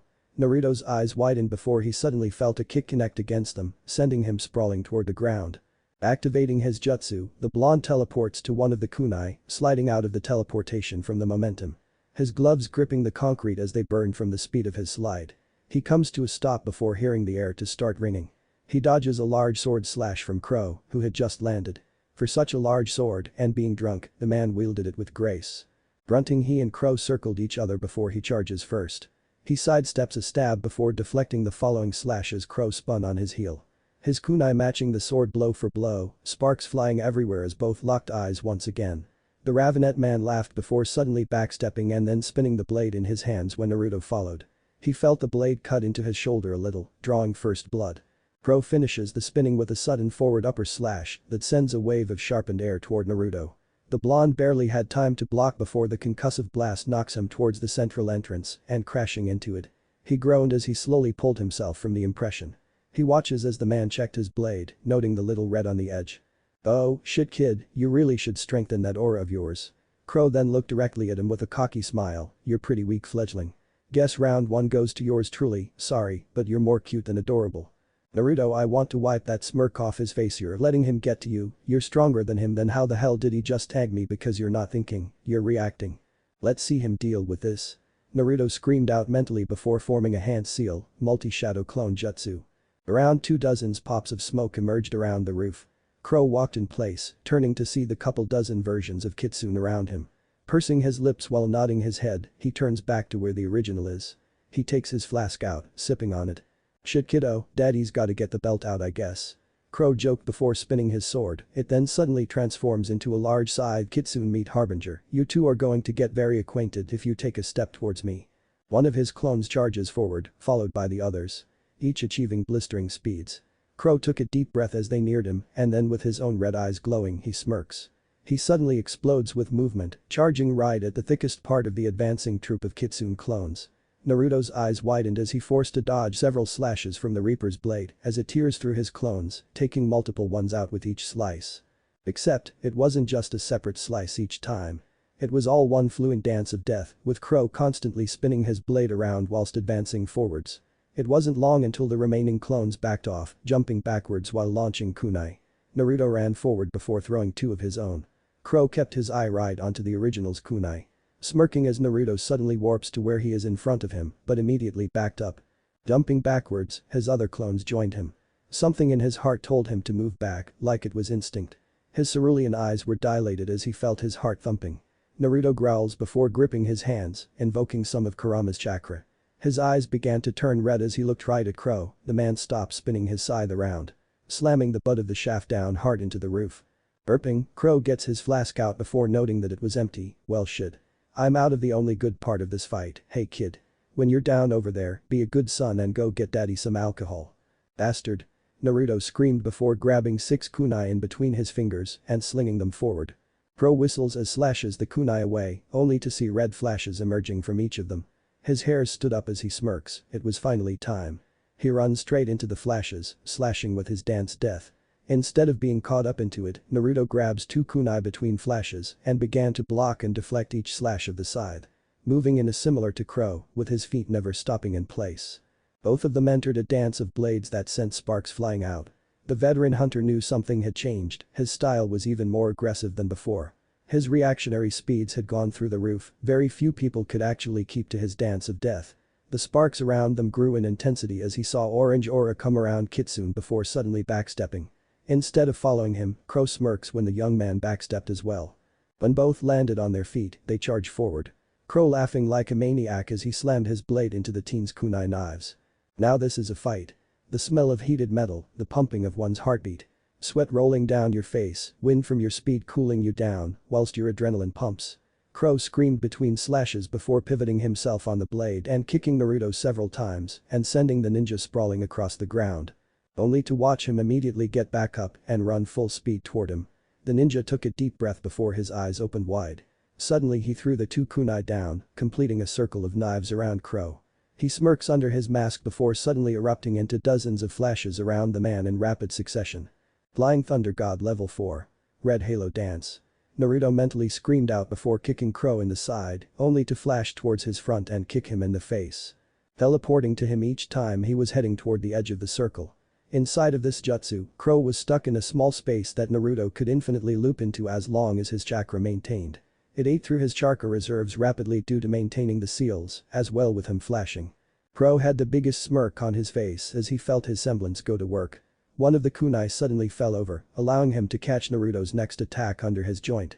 The surprised ninja was slung into the ceiling before Qrow nearly smashes through it. A last-second roll saved him from that fate, but the sparks from the scythe slinging toward him sobered his movements quickly as he rolls backwards. Getting to his feet, Naruto flashes over to the kunai, picking them rapidly and storing them. Nice little magic attack there, fledgling. Qrow called out before yawning, it was just all little misfortunate that your little knife couldn't keep up.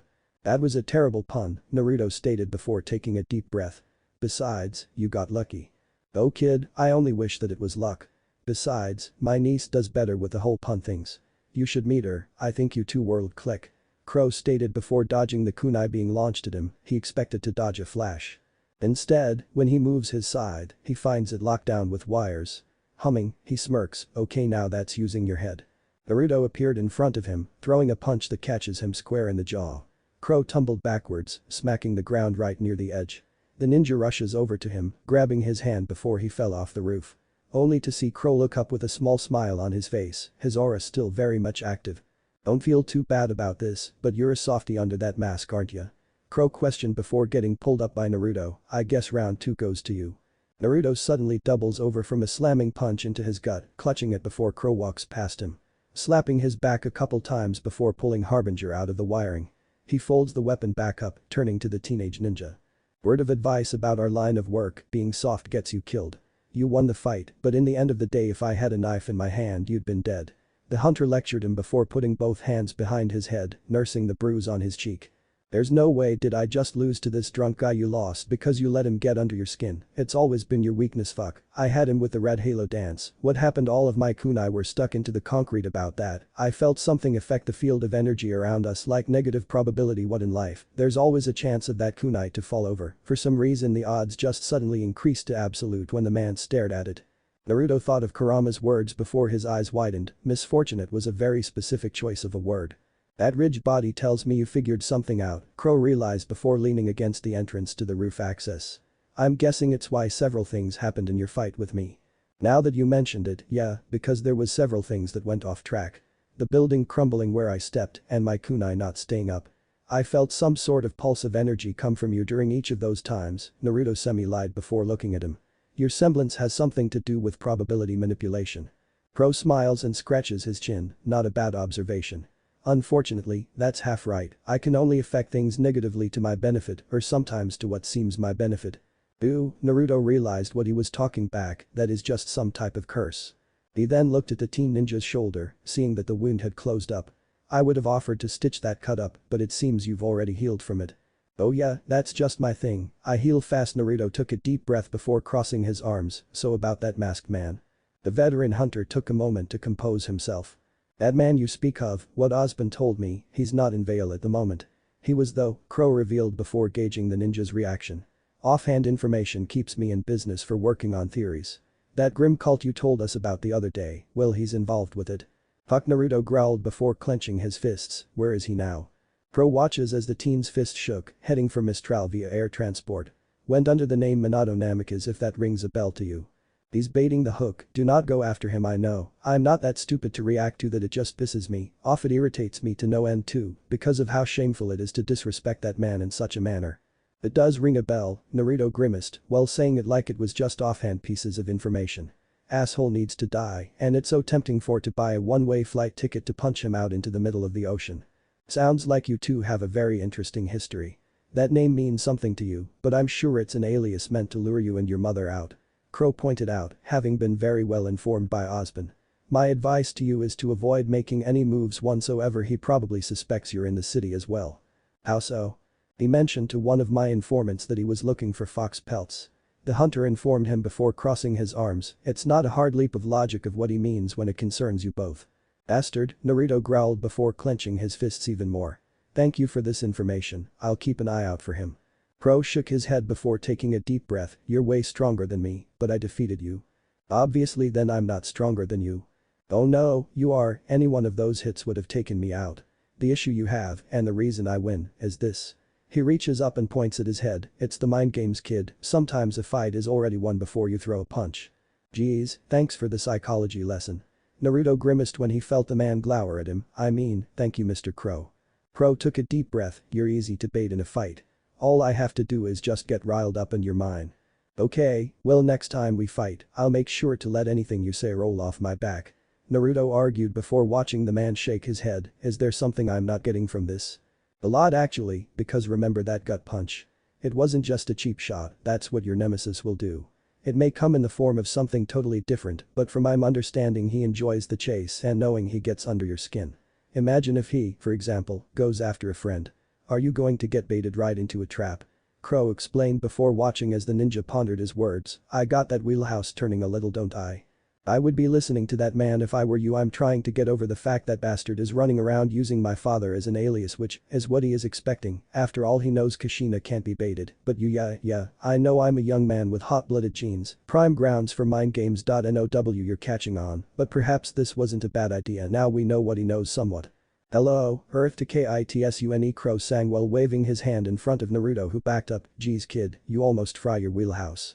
And no, sometimes I overthink things, a lot. Naruto covered before rubbing the back of his head out of habit. Qrow, do you have family you've never met but love unconditionally? Very specific question. Qrow taps his chin. I guess I would say that I would love my mother unconditionally. She died after giving birth to me and my sister. I'm sorry to hear that, Naruto sympathized before sighing. That man, the masked man, has the same abilities as me minus the whole teleportation thing I do. He's dangerous, but the name he's using is my father's name.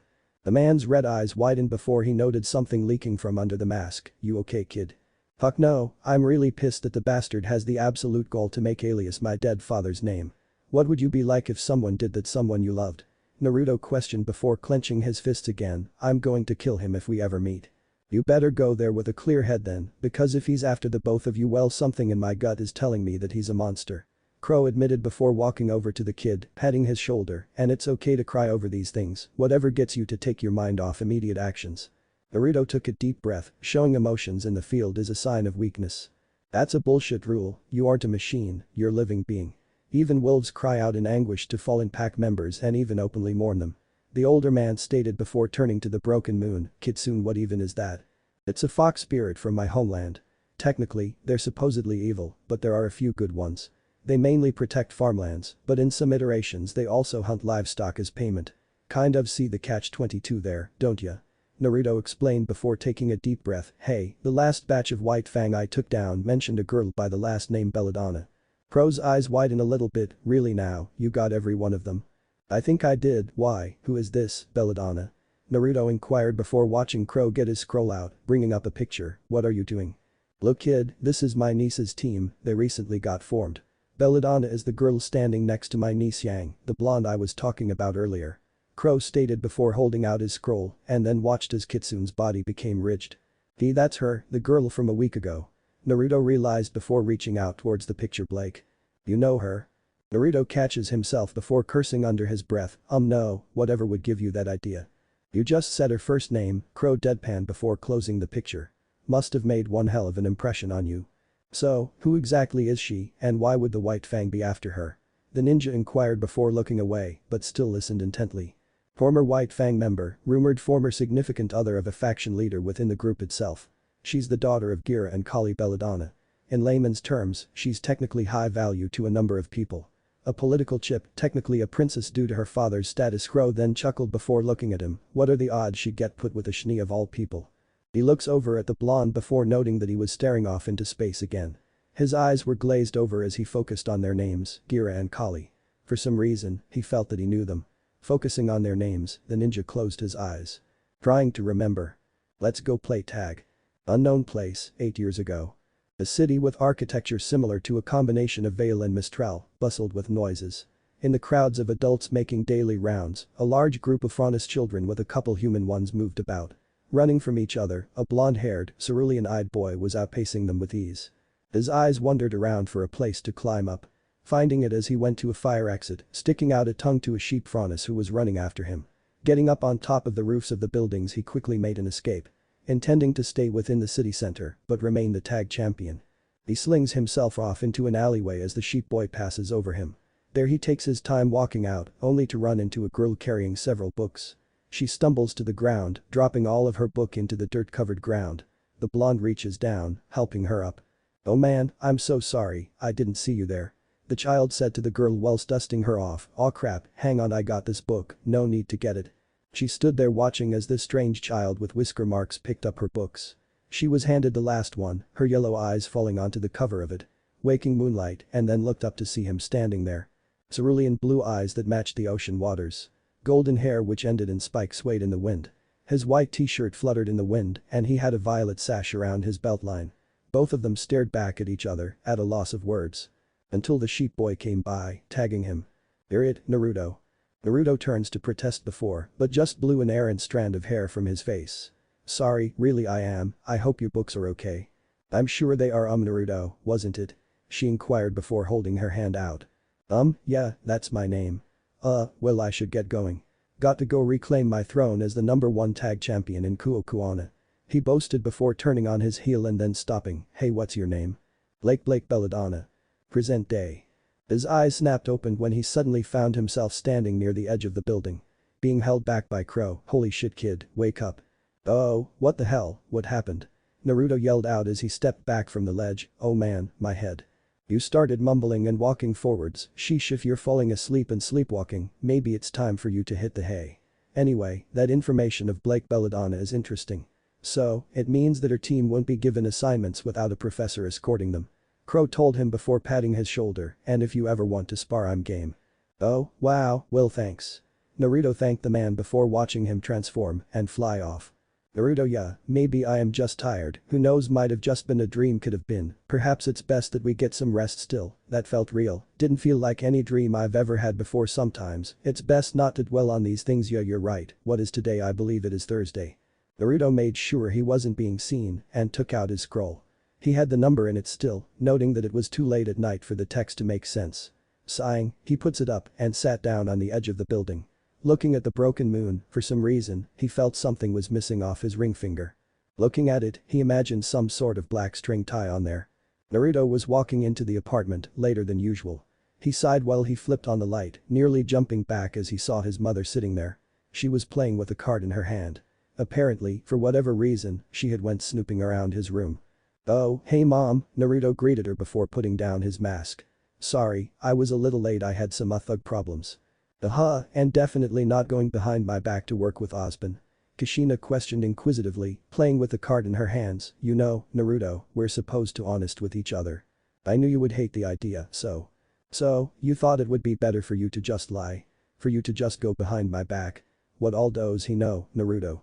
Does he know what we look like, how we work, and the fact we own a small eatery in the city? Kushina grilled him while standing up off the couch, well, does he? Mom, he doesn't know anything about us save for what we can do. Trust me on this one, Naruto pleaded while looking at her in the eye, we can do this. His mother shook her head vehemently, no we can't, Naruto, we're not strong enough. Yes, we are mom, between you and I me going full-tailed beast mode with both sides of Kurama. Enough. Kushina interrupted him while getting up, you've been lying me to for a whole week. You got this a week ago, I called the number last night and now you're coming home much later. She threw the card at him, making him catch it, you've been moonlighting as what, a student? No, I never joined Beacon, I've been following up on some leads about a grim cult. That's all, especially involving White Fang activity that coincides with Roman Torchwick's gang. Tell me where that makes any sense because Roman's a racist who has no Frontis members in his gang. Naruto argued while walking around the couch, putting the card in his orange jacket's middle pocket. Kushina growls under her breath, do not try to change the subject right now. I'm not trying to chance the subject, mom. I'm just saying that something weird is going on out there. White Fang and local gangs working together, a friggin' grim cult. Come on, this doesn't just spell out the obvious, crap is getting ready to hit the fan at Mach 8. Naruto reasoned before yawning, besides, Ozpin said that he does have information on our arch nemesis. Oh, yeah, because Ozpin has any idea what kind of monster that thing really is. Kushina gaffed as she shook her head, I know I didn't raise you to be this naive. He's going by an alias, Minato Namikaze. The bastard has an inkling where we are, simply because we're moonlighting as heroes at night. Mom, he doesn't know that we know, we can make this work. He revealed to her, much to her surprise. She shook her head, that's not how this works, it's not that simple. When is it ever simple, mom? Naruto yelled out before shaking his head, I'm tired of letting this go walk all over our lives at least we can make a stand. Naruto now it would be best to drop it hello, Yang, mind also telling me why you went along with it I am pleading ignorance, yin.yes, of course you are, both of our Jinchuriki are angry at one another. It is not my fault that the brat decided that he knew better, not exactly in the driver's seat neither am I. Both of you shut up, I cannot think when you both cross-communicate with the mental links. Naruto and Kushina both screamed at their versions of Kurama before cutting the mental links, she glowered at her son, absolutely livid that he would risk everything they built in Vale. I'm sorry, Naruto, but if your father was here, he'd. He screams at her, stopping her words, stop talking about dad as if he can do anything from the grave, well the very bastard that killed parades it around as a tool. What did you say? Kushina asked disbelieving while looking at him, shaking her head, are you even my son? I am your son, I'm supposed to be the son of the red-headed habanero of Konoha. The woman whose fiery personality made my father, the Hokage of all people fall in line. Kurama and me talk about it all the time and he tells me stories of how you even stared him down. What happened to you, because you can't be same woman I hear stories about. Naruto stated roughly while growling under his breath, is the masked man really that much of a monster, or did he just get lucky and you're just scared? A resounding smack filled the room with Kushina backhand red. Naruto's cheek had a nice little red imprint on it, where the mark stung. She even looked stunned where she had slapped him, her hand fidgeted before watching him walk for the door. Naruto. He didn't listen to her as he grabbed the mask. Naruto, wait, please. He slings the door open, growling under his breath as he looked at her with red eyes. She stopped her sobbing, noting that she felt the same anger raise within her. Her violet eyes turning red and fox-like as well. The two shared a look that bordered on hatred, and as he slammed the door shut the look disappeared off her face as the tears broke through. You know gods, what have I done? Kushina mentally wailed through the link, running toward the door and slinging open. Her son wasn't there, her heart was beating faster and faster. Let him go Kushina, let him get it out of his system I just snapped, I don't know why I just wish there was some way to tell him how strong that monster really is, you both dealt with it the wrong way, coming at each other I know he's a young man, let him get his anger out and he'll come back apologizing. Kushina took a deep, shuddering breath before feeling the hot tears spill down her face. Naruto was wandering the streets as he took a deep breath. Tears stinging his eyes before growling. The blonde stops himself short of walking into a thug hideout, taking a deep breath before turning back around. The ninja took a moment to think about things as they stood. Kurama, if you are asking if you screwed up, then yes, then why even go along with me, because you are becoming a man, in doing so, you'll make your own choices and own them. Does it always feel this shitty? You can, but it's what value you assign to it. Naruto leans up against the brick wall of the building. Slowly the dam broke for him as he sobbed, I didn't mean to say it that way, I'm just wanting my mother to just trust me in this. He felt his scroll buzzing, it had been about an hour since he left the apartment. It was his mother calling, he swipes to answer it, Mom. Naruto, listen son, please. I'm not angry, I shouldn't have smacked you, that was. She trailed off before looking at him through the screen, I just. Forgive her. No mom, I understand, I shouldn't have said those things either. I'm sorry, really, I am, but the intel was worth it. Because we got alias, which means he's traceable now. Qrow, my handler for Ozpin, said that he went to Mistral recently. Naruto revealed to her before taking a moment and hearing his mother quiver a little. So, he's not in Vale? She asked before he noticed her fearful look, what else was there? Qrow said one of his informants said he was looking for fox pelts. I know for a fact he's referencing us. Like it or not mom, we're invested in what happens here. He stated before looking over his shoulder, noting no one was coming out of the building.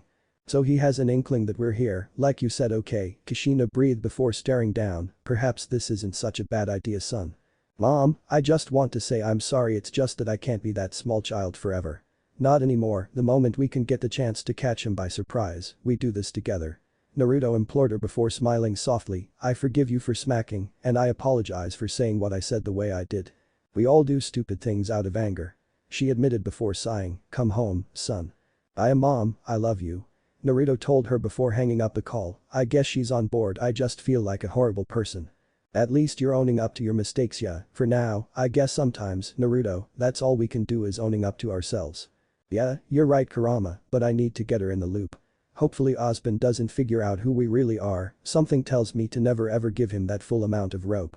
Naruto thanked his longtime partner before taking a deep breath, I could use a nap. Let's go home then. Naruto walks back through the apartment doors. Finding his mother standing there. They both looked at each other briefly before embracing in a tight hug. She held him tight, letting him know that she still loved him despite him lying to her. Letting him know that he was forgiven. Kushina felt him letting her know that she was forgiven as well. They broke the hug, with her wiping a few tears away. Yin said we both handled it crappy, Dadabane. Yeah, Kurama said that too. Naruto admitted before sighing, Mom, I didn't want to lie to you, it's just that. You think I can't trust you enough to make your own decisions when it comes to these things? She finished for him, noting how nervous he was to continue it. The blonde nods his head, yeah, that's about it. Well, next time you go to meet your handler for Ozpin I'm going with you, if you're going to take a chance perhaps I can as well. Kushina supported him before patting his shoulder, noting a cut in the sleeve, did you get attacked? The blonde blushes a little bit, laughing nervously, I sort of got into a spar with my handler. Don't let him fool you, I'm stronger, but he still beat me. He beat you? She nearly shrieked before looking at her son bug-eyed, did you even draw on Kurama's power? Yeah, that's the thing, he might be used to punching way above his weight class. Makes me curious to know what else the man could do, Naruto recounted with a beaming smile, I need to learn to not let my emotions dictate my actions in a fight. Oh, so that's how he beat you? Played the mind games, she chuckled before rubbing her chin. Even back in Konoha, a fight was always more or less down to mental fortitude. You've got to believe that you can, otherwise you can't. No, he sort of just kept mocking me and I kept swinging for the fences instead of just working my way up. He elaborated whilst thinking about it, plus he's able to transform like we do with our jutsu, but just into a crow. Huh, Qrow can transform into a crow, now that's a tongue twister. Kushina laughed slightly, trying to lighten the air. Naruto took a deep breath before yawning vigorously. I need some shut-eye mom, I open the next 2 mornings. Leave tomorrow morning to me, sleep in. Please, son, she offered up with a soft smile. You need the rest, I think we're all pushing each other too much. Yeah, me too, Mom. Naruto took a few steps towards his bedroom. Mom, who are the Belladonna family? Kushina's violet eyes widen tremendously out of sight. Naruto. She composes herself, turning around, no particular family of interest to us, son. I think the main member is some guy named Gira, who rules as chieftain in Menagerie. Why? Nothing, it's just that white Fang group I took out. They were talking about going after his daughter, and guess what, she was actually in our ramen shop. Ain't that just weird? Naruto questioned before stretching. It's the reason why I comp so much Sencha. She really likes Sencha. That's good, dear, well go on now, get some sleep. Kushina ordered him lightly before hearing him walk toward the bedroom. He's starting to make the ceiling jutsu wear off. Kushina, I know, Yin, but what do I tell him when it does the truth and nothing else? You still have them, don't you? Kushina walked toward her bedroom, checking the clock to see that it was midnight. Opening the door and closing it when she entered. Her queen-size bed was flanked by 2 nightstands. Walking over to the one on the right side of the bed, she opened it up and removed a small box. "Our red strings" was written on the box, which Kushina nearly whimpered out at she. She slowly opened the box, revealing 2 string rings of red and yellow. Both of them connected to each other. It was her and Minato's wedding ritual. It was a traditional way of marrying in the Uzumaki clan. The bride and groom would take a clipping of their hair, tying them into rings. During the ceremony they would literally tie the knot before kissing. This alone made start weeping at the memories, but lifting up the cushion, there existed another set under there. Of course, he was a child at the time, so was she. To them it was just a game, pretending to get married. To her, it was a glimpse of a hopeful future that was dashed away. Picking up the string rings of black and yellow, she took a deep breath. What she had done, she hadn't just did for him, it was for all of their friends. The memories of the weeping girl reaching out to her son, who no longer remembered her. The childhood sweetheart who at worst would have been his greatest friend in life, and yet now they didn't know a damn thing about each other as teenagers.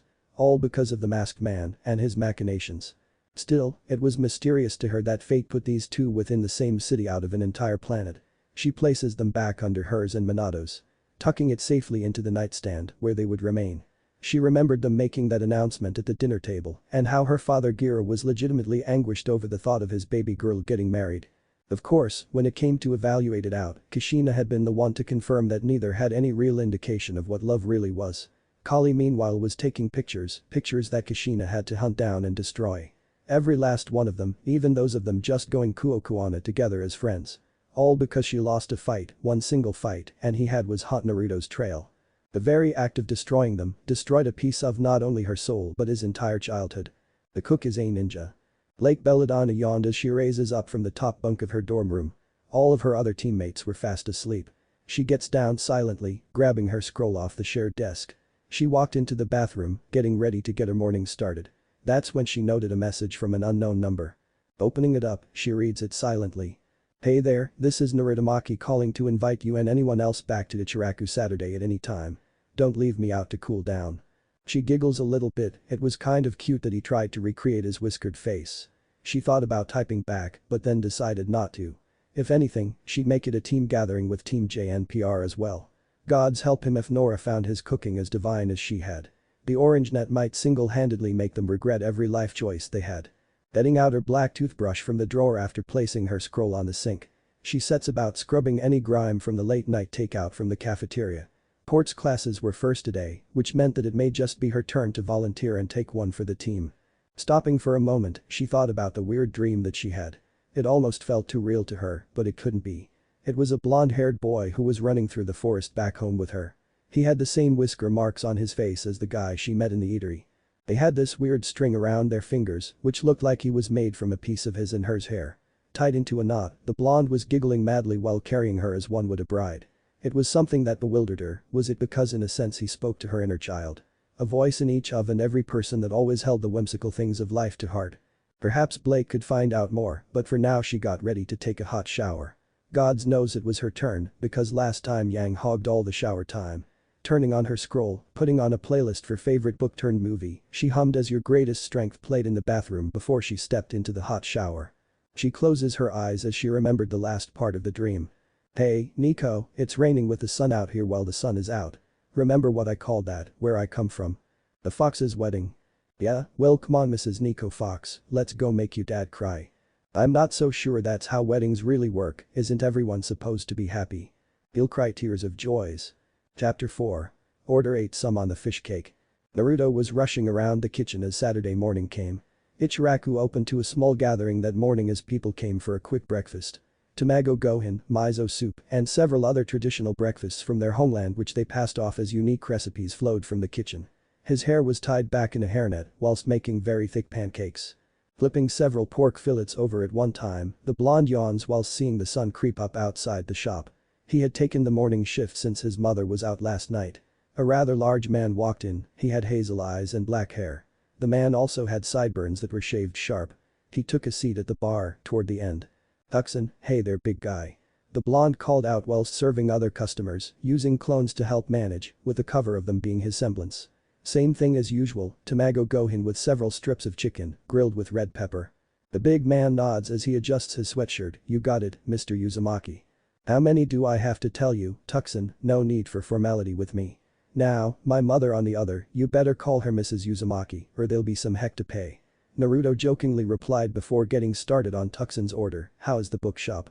It's going, business is getting ready to upshift due to the new release of Ninjas of Love. The man sighed whilst looking at a small book he brought with him, have you considered my offer? Oh, you mean work for you on some weekends, I have thought about it actually. I know you can always use the help and well they watched as 2 other Narutos walked by carrying food, there's literally plenty of me to go around. Tuxin gives the teen a boisterous laugh before shaking his head, his usual chamomile tea getting set down in front of him. Sighing, the large man picks it up, sipping on it gingerly before looking at the blonde. So, with all these skills in cooking, when are you going to find a missus? He inquired before watching the blonde nearly fidget. Naruto gives him a wry chuckle, considering that my mother is wanting my future partner to work the same hours I do not for some time. Ah, the joys of traditional dating, Tuxin reminisced whilst laying his face on his knuckle. I have a cousin, she just turned 16. Tuxin. No, just hear me out. She's a really good girl, going to school to be a civil engineer in a specialist school here in Vale. Her name is Vanilla, she's a really sweet traditional girl. Tuxin continued whilst watching the blonde make his order, she enjoys teas like you do, probably the same music. So, she enjoys listening to someone play shamisen music? Naruto questioned, now genuinely curious whilst starting on his eggs and rice. Doesn't sound too bad, I suppose. Heh, tough cookie to crack, your eyes speak of a long-lost love. Like in the novels I sell boy, or is it fresh love? He observed the glitter in Naruto's eyes, it's fresh love. Shut up, Tuxin, your food will be out in a second. The blonde snapped embarrassingly whilst blushing madly, besides I'm working both today and tomorrow. We're closed this Monday due to Victory Day. Normally places would be open that day, lot of older veterans. Tuxin pointed out whilst watching the blonde finish his order, but I'm in the book business not in the restaurant business. Sheesh, at least you're not in the dust business lately, lot less hazardous to your health. The blonde commented whilst placing the bowl down, I put some extra red pepper in the tamago. The large man's mouth begins to water, bless you, you blonde saint. Oh shucks, thank you big guy. Hey, mind if I stop by later, little after closing to pick up a couple of books about dating? Naruto questioned before watching the man nearly choke on his first bite, the big man pointed an accusing finger at him, what? I knew it, you've got a crush on someone. Of course stop by, hell, I'll have some books lined up for you. Don't be insulted by the titles, dating for dummies may sound insulting, but it's just a general guide. Tuxin stated before smiling brightly and leaning forward, does she come in here because if so you're already loaded with admirers? Naruto hums before noting several of the teenager girls in the restaurant were occasionally shooting glances his way. His cheeks got flustered a little bit, contrasting the 3 whisker marks perfectly. The large man chuckles before taking a spoonful of the tamago gohan. The blonde sighs when one of the tickets came back with a number and a suggestive winky face on it. Indeed, he had admirers. His black shirt rustled as he tightened his green apron and shot the man a smile. I'm going to get back at it fully, Tuxin, I'll be at your shop around 8ish. Okay, get on it. Tuxin yelled out before watching him speed off toward the back, gods above the boy is helpless when it comes to dating, perhaps I can show him the ropes. Meh, for a human with those interesting birthmarks, he really is a good kid. Naruto was yawning as morning became noon. Lunch was getting ready to be served and his mother finally dragged herself in. She was prancing about in the kitchen whilst he took to fixing the signs out front. Several of her clones and his clones maneuvered around each other seamlessly whilst serving the lunch rush. Doreaki. Doreaki. Doreaki. Come and get your red bean pancake cookies. $12 for a dozen. He wrote on the sign in bold white chalk. Drawing the pancake cookie with the same white chalk and then coloring the middle with red. He had a fresh batch being prepared in the back kitchen by a couple of his clones. With another two making various jam cookies for sweet snacks for kids. The blonde straightened up before wiping his brow. Perfect, well back to the grind I suppose. He looked at his scroll before noting a text message. Oh, it's Blake. He opens the text message, reading it. Narutomaki should get ready for a party of 8, around 3. Naruto smiles before pocketing the scroll and yawning. Stretching, he goes to step inside before his noted someone was on the corner begging. Sighing to himself, he walked into the store. Picking up a bowl before filling it with some miso soup from this morning and boiled vegetables. His mother eyed him as one of his clones prepared another order, he just nudges his head outside. She nods, smiling softly before letting him walk out with a free meal. The older man looks up at the approaching blonde, got any spare change good sir, I'm trying to get some food. I don't have any spare change on me, but I brought you some food. Here, it's fresh miso with boiled vegetables. Naruto offered the man whilst crouching down, do you want to come and sit at our table outside? The older man snivels a little bit, nodding as he was helped up. His old bones obviously weakened due to age and disease. Naruto helped him into a chair, where he places the bowl down. He took a seat in front of the man before twiddling his thumbs. The old man took a deep sigh, drawing in the scent of the miso soup, and ate the first spoonful. His eyes immediately lit up with stars, a groan of pleasure escaping his crusted lips. By the gods this is good he mumbled whilst sipping on the broth a little, what's your name young man? I'm Naruto Uzumaki, and you're Naruto hanged out there whilst watching the green eyes of the man light up once again, he smiles as the man does. I'm Forrest Everwood, the old man replied before taking another bite. You are such a kind soul, feeding a pauper like me. Naruto hums before smiling softly, everyone deserves a hot meal. I hear you on that one, sorry for begging outside of your market corner I know sometimes it can be a bad look. Forrest apologized before watching the blonde shake his head, did I upset you sir? Cut the sir immediately, you're old enough to be my grandpa. You didn't do anything wrong, you've gotta eat somehow. Naruto exclaimed while smiling, almost beaming to make the man feel comfortable, are you out of work right now? Yes, I lost my job in the stockyard at the port a few months ago. Too many dust robberies, the old beggar told Naruto. Are you hiring in there? I can work hard, I'll even just work for some food is all. Unfortunately, we're not hiring. However, Tuxin's book trade is. He's a good friend of mine, just tell him that Naruto sent you. Naruto stated while seeing the man tear up, are you okay? Oh, it's nothing sir, just that I've dealt with some real pieces of work whilst out on the streets Forrest stated before quickly going back to the bowl, I'll head over there as soon as I'm done here.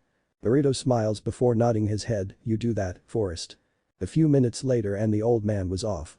A noticeable spring in his step. Naruto took the moment to collect the bowl before walking back in.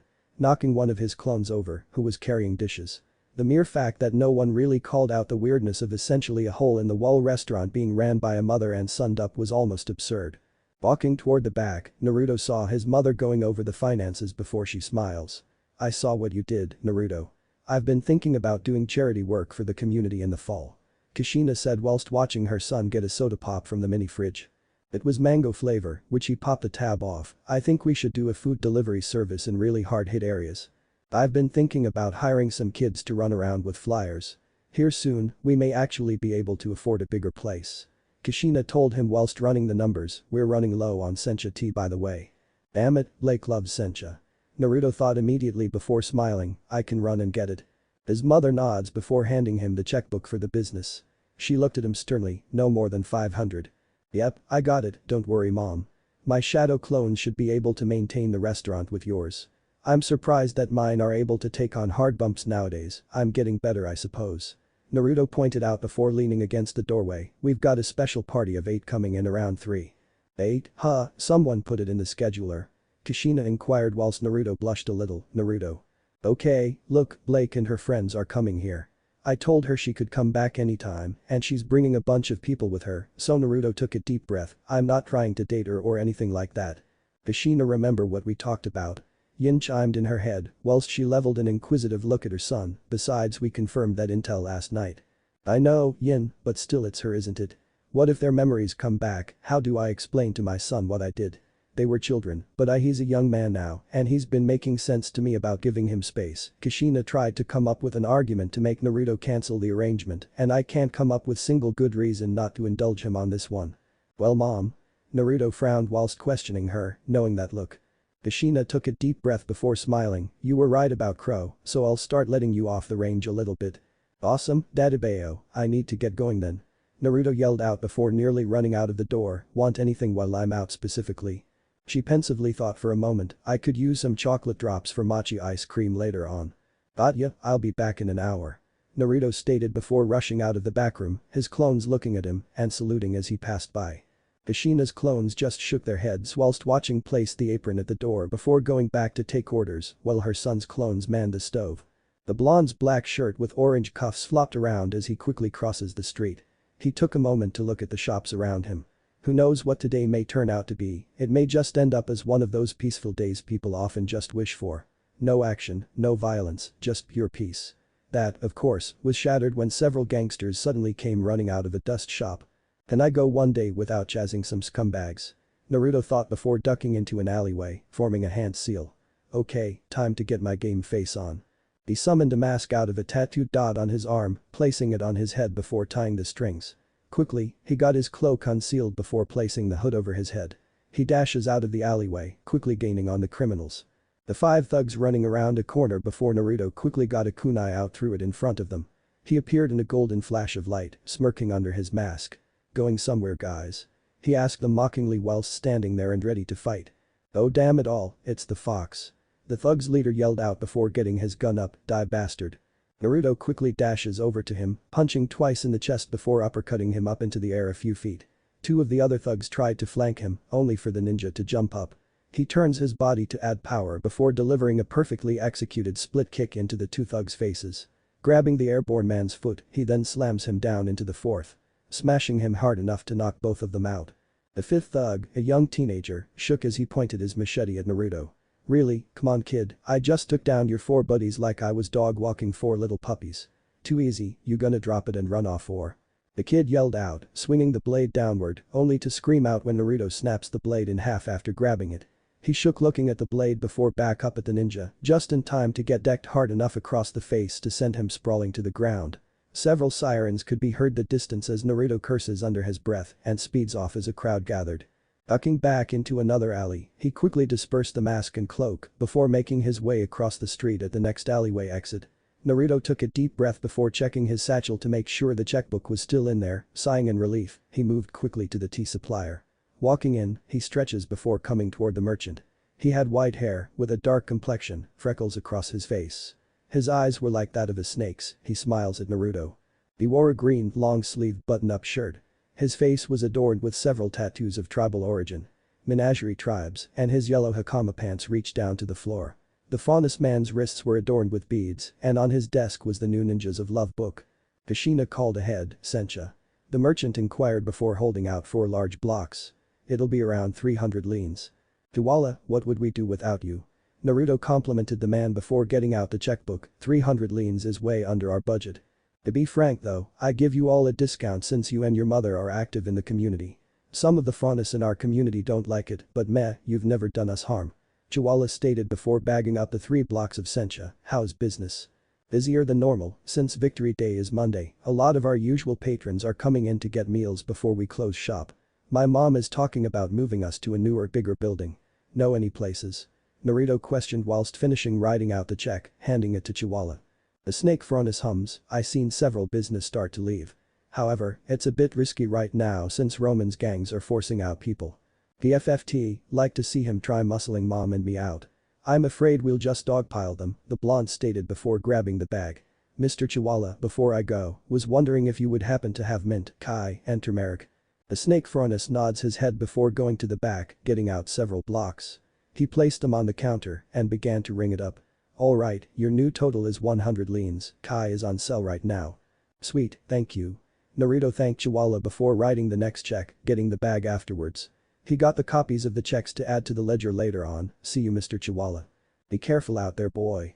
Naruto walked out Chihuahua's tea emporium and quickly set about going to get the chocolates from a candy shop across the street.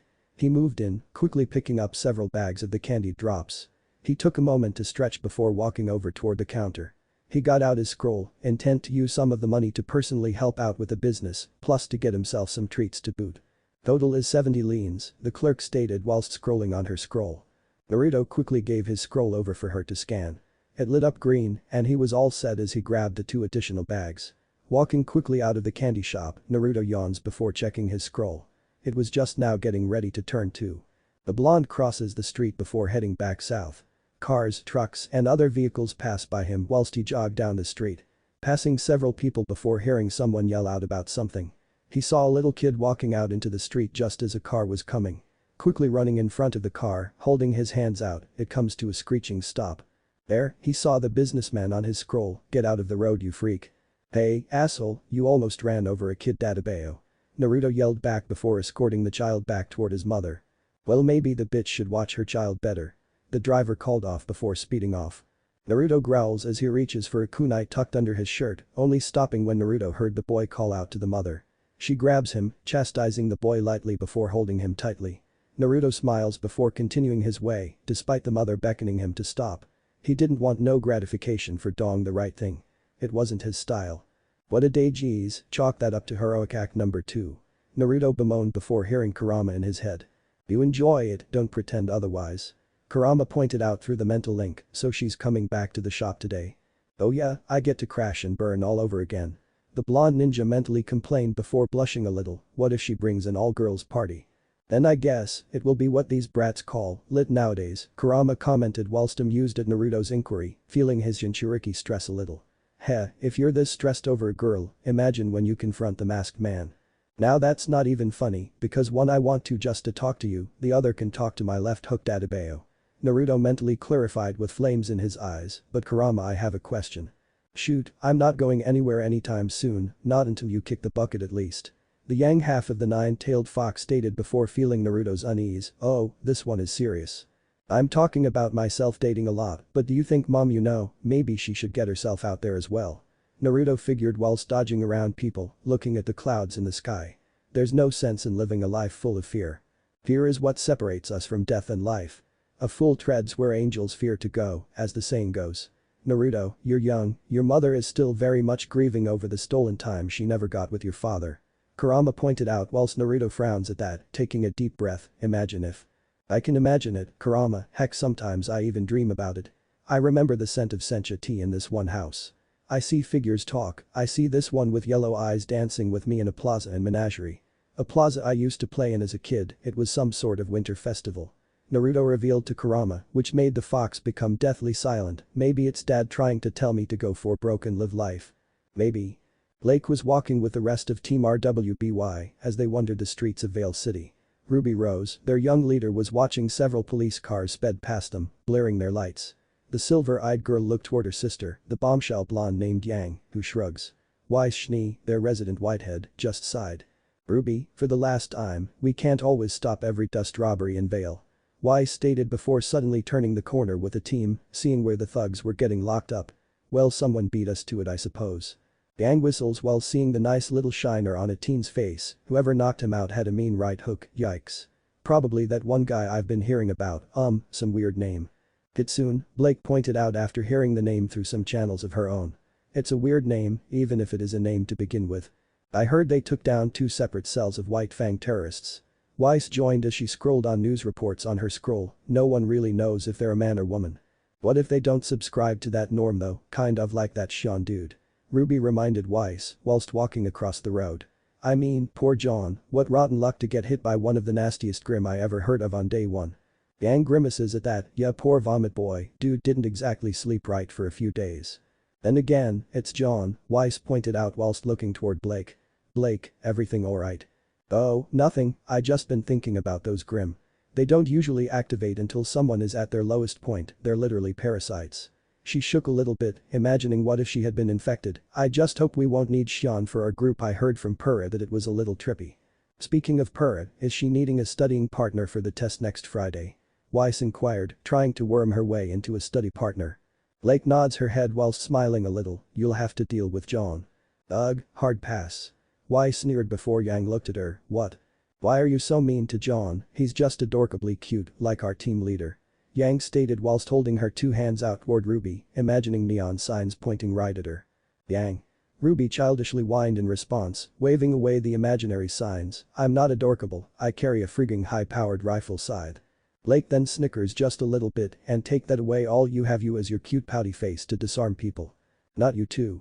The silver-eyed girl groaned before looking towards Weiss, come on Weiss back me up here. No.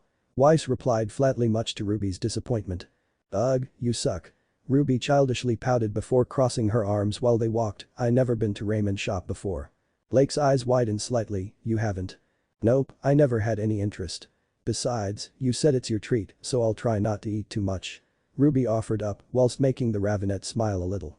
Weiss took a deep breath, just don't order anything spicy. Why not, I love spicy food. Yang told the Schnee heiress. The heiress snickers under her breath because when any Raymond bar says spicy, they really mean torturous methods and unreasonable pain. Sounds like my kind of NIGHT Yang joked whilst sounding flirtatious, how would you know? Weiss blushes a little bit, no comment. Okay, so it says here that Ichiraku was open 3 years ago. Ruby stated when pulling up the restaurant information, oh wow that's right near where that dust shop was that I stopped the robbery in.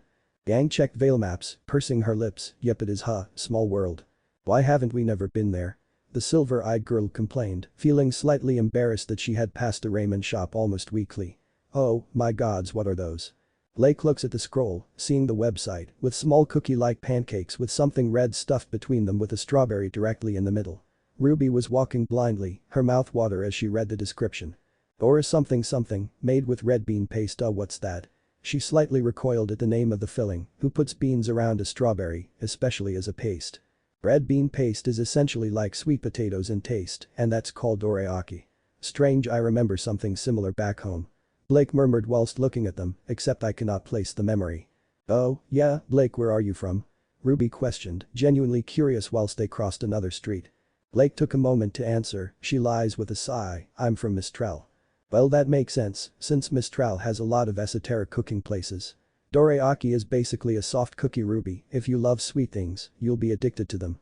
Weiss weirdly enough covered for Blake, making her take deep breath in relief as she changed the subject. Cookies, stuffed, oh holy crap I'm going to so love it here. Ruby blurted before suddenly petals burst around her, making her group roll their eyes. Yang pats her sister's back, please never stop being the cinnamon roll I grew up with. No promises, besides, I'm genuinely curious to see Nora's reaction to spicy food scratch that I'm afraid. Ruby commented before thinking about she normally acted around certain things, she'll probably break our cook's legs. Blake without thinking or hesitation breaths out, I'll stab her in the knees. Whoa, hold up there, that was sudden twist. Her partner laughed, genuinely noting the territorial look Blake had in her eye, I think I know why you insisted on this place. Yang. You've got a crush on the cook, don't ya? Yang grilled her teasingly, come on. Blake looks away while biting her cheek, blushing a little, he is a little cute. AWW Ruby cooed whilst thinking of what type of guy he must be, I bet he's got black hair like you do. The Belladonna just took a deep breath, listen, I'm not interested in dating anyone right now. So let's not mention anything about crushes and I'll buy you a dozen of those dorayaki with strawberries in the middle. Her team leader looked dead straight in the eyes, crush, what crush? That's my sister, way to play off a bribe, you'll be my little menace to society just yet. Yang proudly complimented her sister before seeing Team JNPR coming toward them. Yo, guys, over here. Hello. Purra greeted them chirpily whilst walking over to Yang, so, I'm treating my team this who is the check holder for your team? That'd be me, since it was my idea. Blake answered with a slightly raised hand, I've ate here before our initiation test it's amazing. Nice, can't wait, it's been forever since I've been to Raymond Place. John stated whilst fixing a loose strand of his blonde hair, my mom used to take me and my sisters to one every week before we all just grew up. Oh, how many sisters do you have? Yang inquired, genuinely curious before drinking some water from a bottle. John sheepishly answers her, slightly blushing, 7. Yang and everyone else looked at him, she nearly spat her water out. John Ark, the young man they called Vomit Boy, dealt with the nightmare of growing up with 7 sisters. In fact, that wasn't what crossed Yang's mind, no her mind went south into the gutter. Because, last time she checked, John was innocent and adorable like her baby sister. One of these things is not like other, one these things does not belong. Nora singed out cheekily. Damn fearless leader, are you sure it's just 7? John took a moment and composes himself. Dad and mom got busy a lot. No shit, Yang breathed whilst imagining if she had 7 rubies to look after, slightly paling at the thought. Were there at least twins? Nope, all of them are in succession right after the other. I'm pretty much the 3rd oldest child, and yes, I'm the anomaly. Far as I am aware, they're done having kids. He then shakingly thought of something, gods I hope. Cheese and crackers man, have they ever heard of the potatoes method? Ruby questioned him, making the others turn to her. What, it's a thing. Where one eats raw potatoes to kills the mood, it's a fact. Would it be ironic that my family actually farms potatoes? PFFT, Yang couldn't control herself, she began doubling over laughing. Well vomit boy, that's a bit on the nose even for me. It's fate I tell you. The potatoes method will not work on them. Why, I frankly think it'd do the opposite. John blushes at the insinuation. Anyway, can we discuss where this place is? Yeah, John has a point, we need to get to Blake's boyfriend. His fellow blonde blurted out, making the ravenet turn back at her. Damn it, Yang, no food for you. Blake hissed whilst walking away, blushing, and he's not my boyfriend. Yang merely smirks before walking away next to her partner, totally worth it. Did we miss something important? Or Ren started only for Weiss to interrupt him whilst pinching the bridge of her nose. Blake has a crush on the cook there, but she's not wanting to date anyone. So, I'm guessing she got roped back into going back to this place. I seriously hope this food is amazing, because I had reservations I could have used at Antonia's steakhouse. Weiss told the pink-eyed ninja of Team JNPR. Oh, well, I mean if Blake has a crush that's her thing. It's just that Yang is the worst person to say you have a crush on someone too. Trust me, I had this one crush on a boy class in Signal and she wouldn't stop teasing me for days. Never thought I'd contemplate hurting my own sister, but there was a few times I may have drawn back with one of the tools in my hand. Ruby explained the situation better, she then realized what she did. Oh man, I guess I lost out on some of Dora's stuff. Oreaki, Ren reminded her whilst knowing what she was talking about. There used to be a small shop in Argus that had these really good dorayaki with creme cake. Hello, I used to call them diabetic cookies. My gods, they gave me such a sugar rush. Nora stated before grabbing Ren's hands. Let's go Rennie. Ruby quickly followed behind them whilst dragging Weiss with her, leaving Purra and John there. The two stood there awkwardly for a second, with John breaking the silence. So we going to do some sort of flashy run there? I'm more comfortable just walking, would you walk with me, John? Purra asked bashfully, but watched as he softly smiled. Sure, John said before nudging in their direction with his head. Come on partner, let's go for a walk. Kushina watches as Naruto runs back into the ramen shop and grabbing his apron. He had several bags with him, she was cooking up front after one of his clones had an accident. Funny enough, one of the customer's kids freaked out before Kushina explained their semblance to them. It was an easy cover, which is why they did use clones to maintain the eatery. Mom, I got the tea, plus some extra. Chihuahua had a sell for the Kai, I also got American mint. Naruto pointed out whilst going into the back, watching of his now 4 clones making tea. They went about setting the tray before walking out. Naruto got the block of sencha and Kai out. Setting it out on the prep boards with their name labeled on it. Walking back out of the room, he stopped when he noticed her. She was being heckled by a rather bombshell of a blonde. Several more people came in, followed by even more.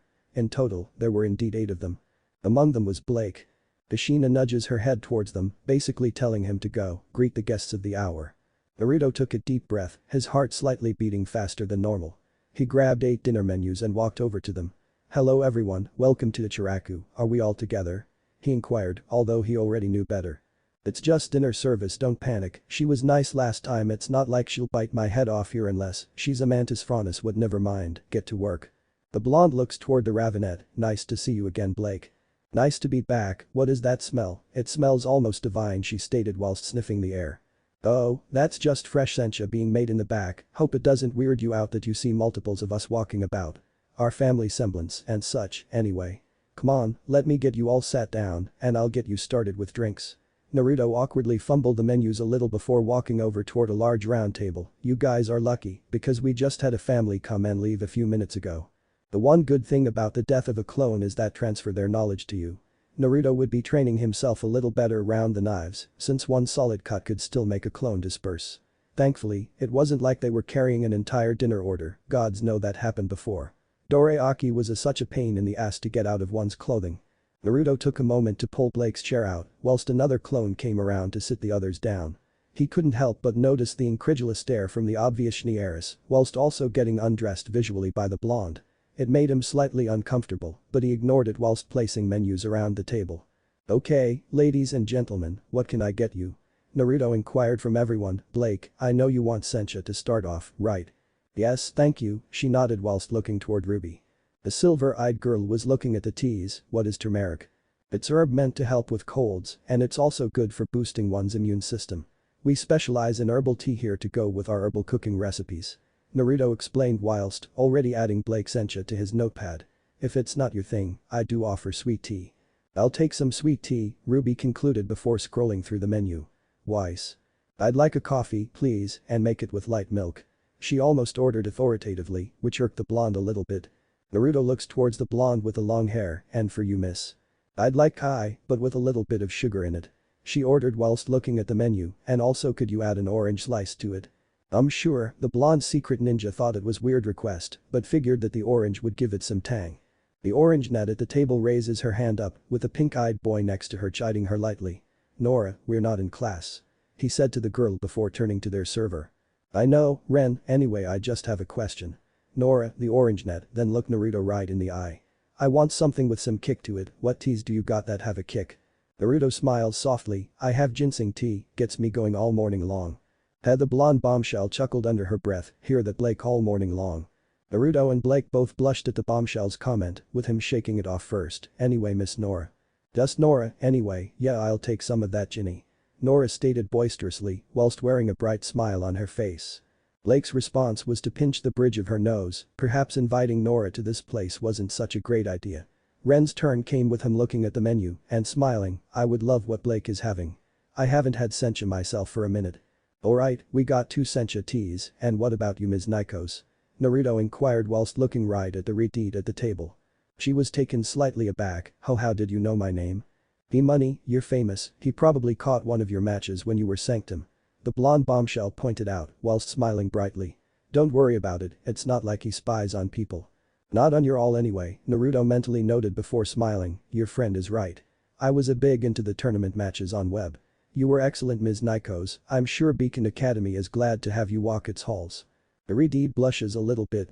Thank you I'm Naruto Uzumaki, I kinda figured you were from Beacon, since you all are here with Blake. Anyway, what do you wish to enjoy?" Naruto inquired whilst getting his notepad ready. "I'm going on hunch and thinking you like softer notes of tea or coffee." Puri hums in surprise. "Read like a book, I would love some green tea, with lemon." "What about you, John?" John, the only other blonde guy besides Naruto, looked up from the menu. I was thinking along the lines of turmeric. I've been feeling a little stuffy." "I'll make it a little extra strong then, clear it right up," Naruto declared with a bright smile. His eyes closed to emphasize it. "Okay, I'll be right back, please take your time with menu. We also have a special on dorayaki this week." He takes the notepad and walks away. Yang Xiaolong watches as her partner's crush walks away, carefully looking over her shoulder to take stock.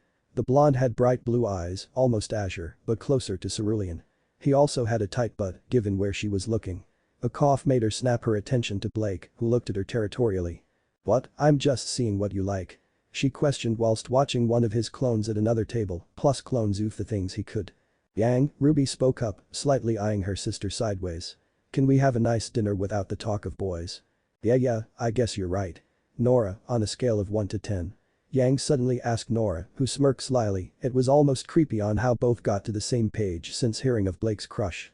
The orange net then says with a sing-song voice, "I give him a 9 out of 10.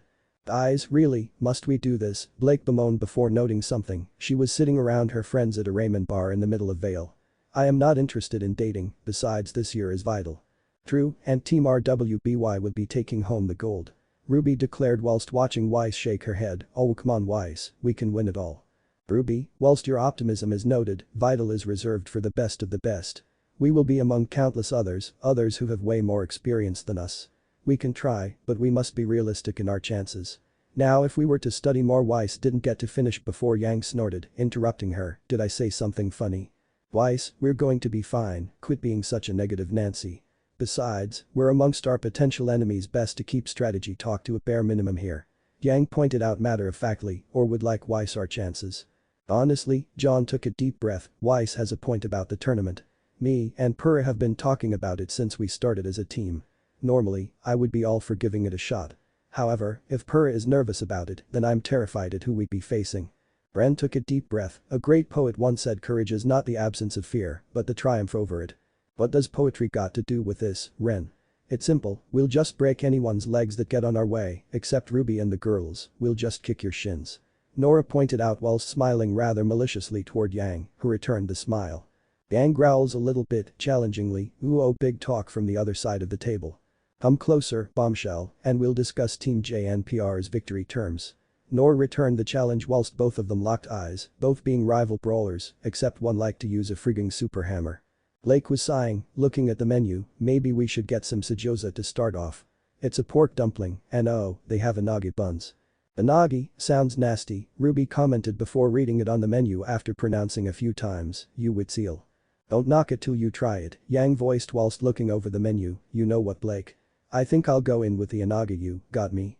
Har, a food pun, yes I got you. She replied flatly before looking at the table, Weiss. I guess me and Ruby can share 10-piece order of the sejosa. They have several dip choices and looks like chopsticks. Ruby, you know how to use chopsticks, right? Weiss questioned her team leader whilst holding out on a limb that she wouldn't have to teach Ruby. The silver-eyed girl shook her head, nope, but I can just eat it with a fork. Or you could just take one, use a spoon for the sauce, and splash it on before forking into it. Trust me, it's a lot better that way. John pointed out whilst also placing his finger on it, I think we should get some gyoza, Purah. I was thinking the same thing, Nora. Purah questioned their resident berserker.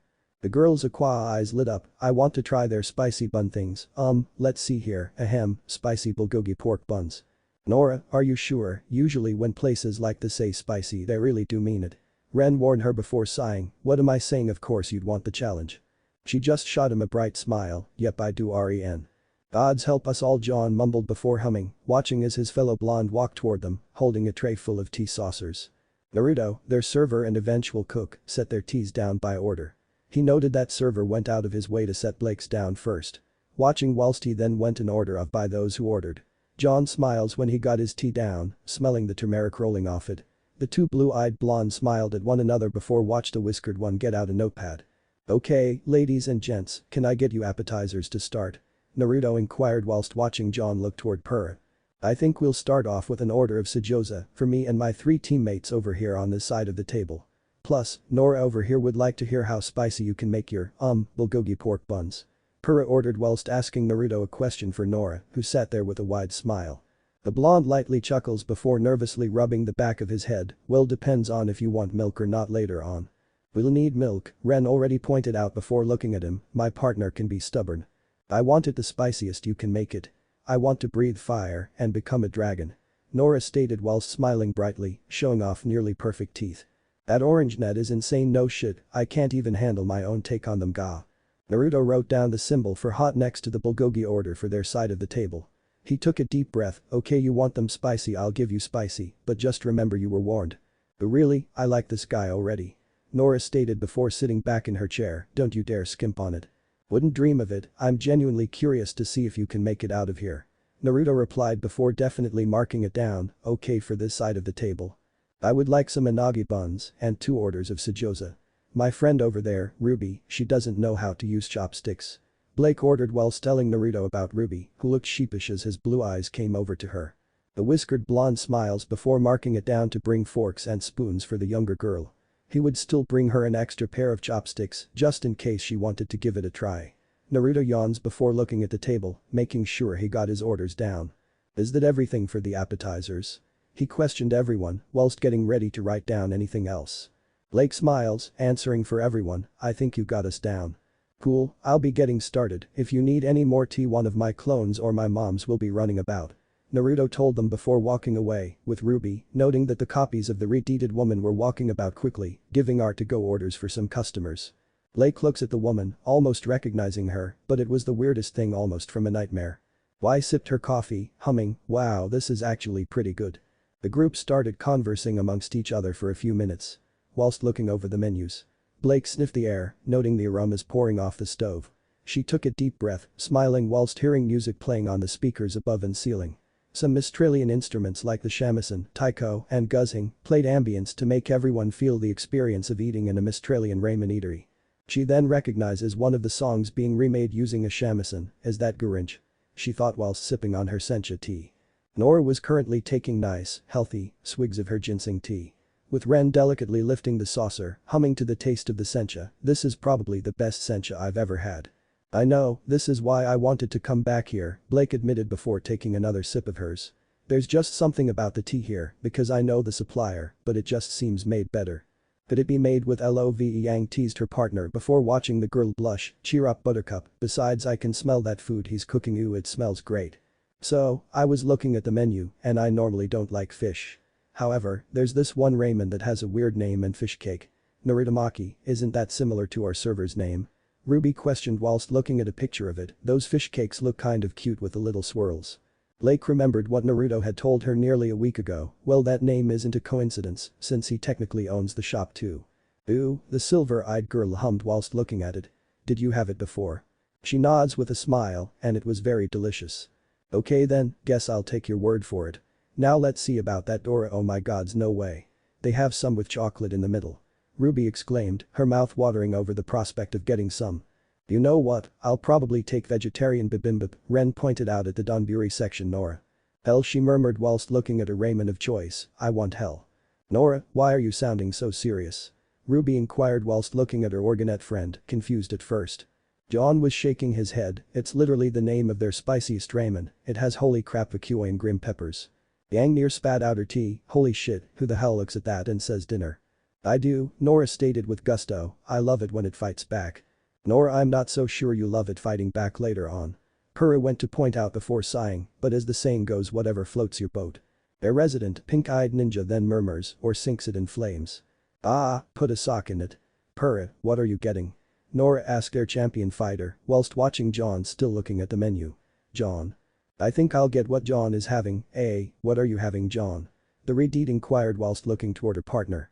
Shio ramen, John answered whilst pointing at the picture, with chicken. Ooh, sounds lovely, I think I'll try that too. Purra agreed whilst looking over toward Yang and Weiss.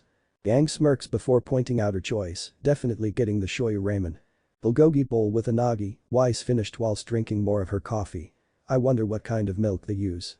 This is pretty tasty. We use goat's milk, Weiss nearly jumped out of her chair from the redheaded woman standing behind her, the violet eyes trailing over to everyone else at the table. Naruto will soon be done with your appetizers. I'm Kushina, by the way, Kushina Uzumaki. Oh, hey, Uzumaki like as in Ruby then noticed the facial features, you're his mother aren't you? Yes, as for your question Ms. Schnee, and don't worry, I know who you are since I recognize the family crest. We source our goat's milk locally, what you're drinking right now is no more than maybe 2 days old at best. She stated with pride before a more energetic song played over the sound system, so before he gets over here with the appetizers. I would like to know if you've picked out your dinner for this evening. I think we've got it pretty much down. Ms. Uzumaki, are you ready guys? Purra inquired from everyone else but John, Ruby. Yep, we're all set. Ruby yelled out in excitement. A few minutes of ordering and waiting passes the table as Kushina jotted down their orders. She nods her head, smiling brightly, it'll be in around half an hour. Roger Dodger, John voiced up whilst watching the woman laugh and walk away. This place seems awesome, I really hope the food is just as good as the atmosphere here, perhaps we can bring others here. Everyone, except Carden's group, screw that guy. Nora declared whilst sipping her tea, Blake, why aren't you touching your tea? Blake was cut out of her stupor as she watched the blonde cook. It seemed to bring up memories of back in Menagerie, where she would see a blank figure in her dreams helping her mother cook. She knew for a fact it wasn't her, Blake was a terrible cook. Weiss then noted as 2 of the blondes came over carrying a large amount of food. He places the feast of dumplings and rolls in front of them. He bowed with a smile and winked at the table, since you all are here for the first time I threw in some bonus dumplings shh, don't tell my mother, Dadabeo. Bless you, Weiss said in response to the apparent sneeze, that was a sneeze right? Oh, no, it was a verbal tic. I was born with it, it runs in our family. Anyway, the original me is going to start preparing your dinner. Please take your time with the apps and I'll get more tea and coffee for everyone. The clone of Naruto bowed with a small curtsy before walking away. Ruby took the only fork and small bowl of sauce. She noted there was 7 more small bowls. She forks a dumpling and dips it, giving it a few turns just as Nora took a bite of her spicy buns. Both her and Nora almost exploded out of the chair. Nora's eyes turn to flames as she moans, "Ah yeah, this is the best food ever. You're telling me, ooh, this pork is tender, it's literally falling apart in my mouth." The silver-eyed huntress in training declared before looking at Blake. She was taking a bite out of the unagi buns with Yang. Both blush and feel their mouth explode from the flavor. She almost scared that this would turn into an episode of one those shows she watched on her scroll, Food Wars, she thought it was called. The food was so good, and these were just the appetizers. He must have been off his game that morning he served her for the first time.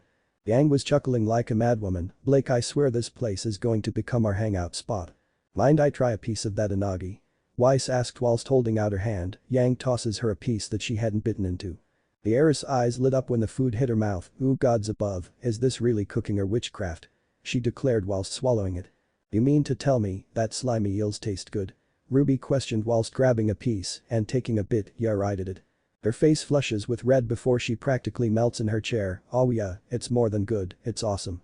I'm going to say sorry in advance, I might place a call to my father, obviously these two would make great personal chefs to my family," and she didn't get to finish, once again nearly jumping out of her seat when someone snuck up from behind. "Sorry Ms. Schnee, our trade secrets aren't up for sale. However, you're more than welcome to come back here anytime and enjoy. That's an Uzumaki guarantee." Naruto or a clone stated whilst watching her breath out. "Oh sorry, like my mother I have daft feet." "No kidding." Yang commented whilst looking around. "Now that you mention it, none of you are making sound when you walk. It takes years of practice to pull off, but trust me, it becomes second nature." Naruto told her before looking at them. "How's my cooking everyone? Hey, are you magical being or something because this is just divine." John commented before taking another pork dumpling into his mouth whilst looking at her, smiling clumsily with food still in his mouth. A loud burp rends the air as everyone turns to Nora, who blushes. "Sorry.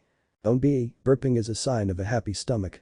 Besides, if you like the app so much, I may have to call in a hostage situation once you taste dinner." Naruto told them before putting both hands behind his back as another clone brought them fresh tea. "Your dinner will be ready in 15. The clone walks away with Blake and Co. Looking as a fresh set of tea came around, the clone smiles at her. Mouthing a single thing. "Second round is on me. The cook is a ninja." To say that their dinner was excellent would have been the grandest understatement of the century. Ruby was rubbing her stomach whilst looking around the table. She had opted to get the same ramen as Blake and didn't regret even a single bit of it. She watched as Nora in front of her was shaking all over, sweating red from the hell ramen she was eating.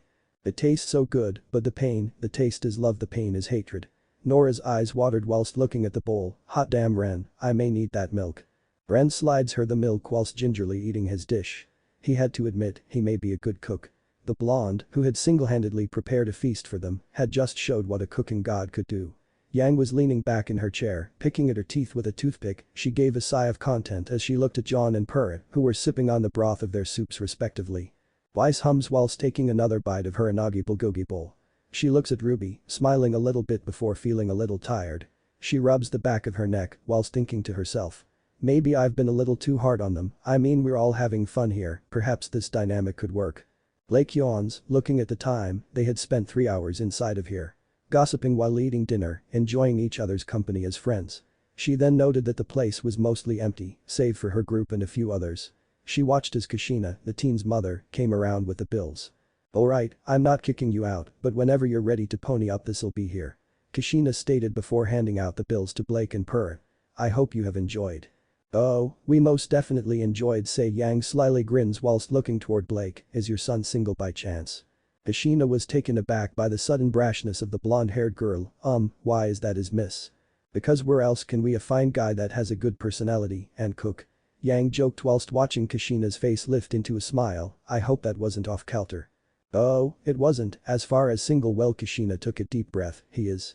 See, letting go is fine, nothing bad is going to come of this. So long as we stay ahead, we may have a chance to head off any disaster." "Cool, hey Blake, you hear that? Our cooking star is pretty much up for grabs." The yellow-eyed beauty's partner declared. "So?" Yang Blake groaned whilst pinching her nose in frustration. "I'm not looking to date right now, besides I really just got to Vale a few weeks ago before coming to Beacon." "Well, it was worth a shot." Yang shrugged whilst looking toward Weiss. "Yo Weiss, you feeling okay?" "Yeah, just a little tired from the food." Weiss stated before getting up. "I have to go use the ladies' room.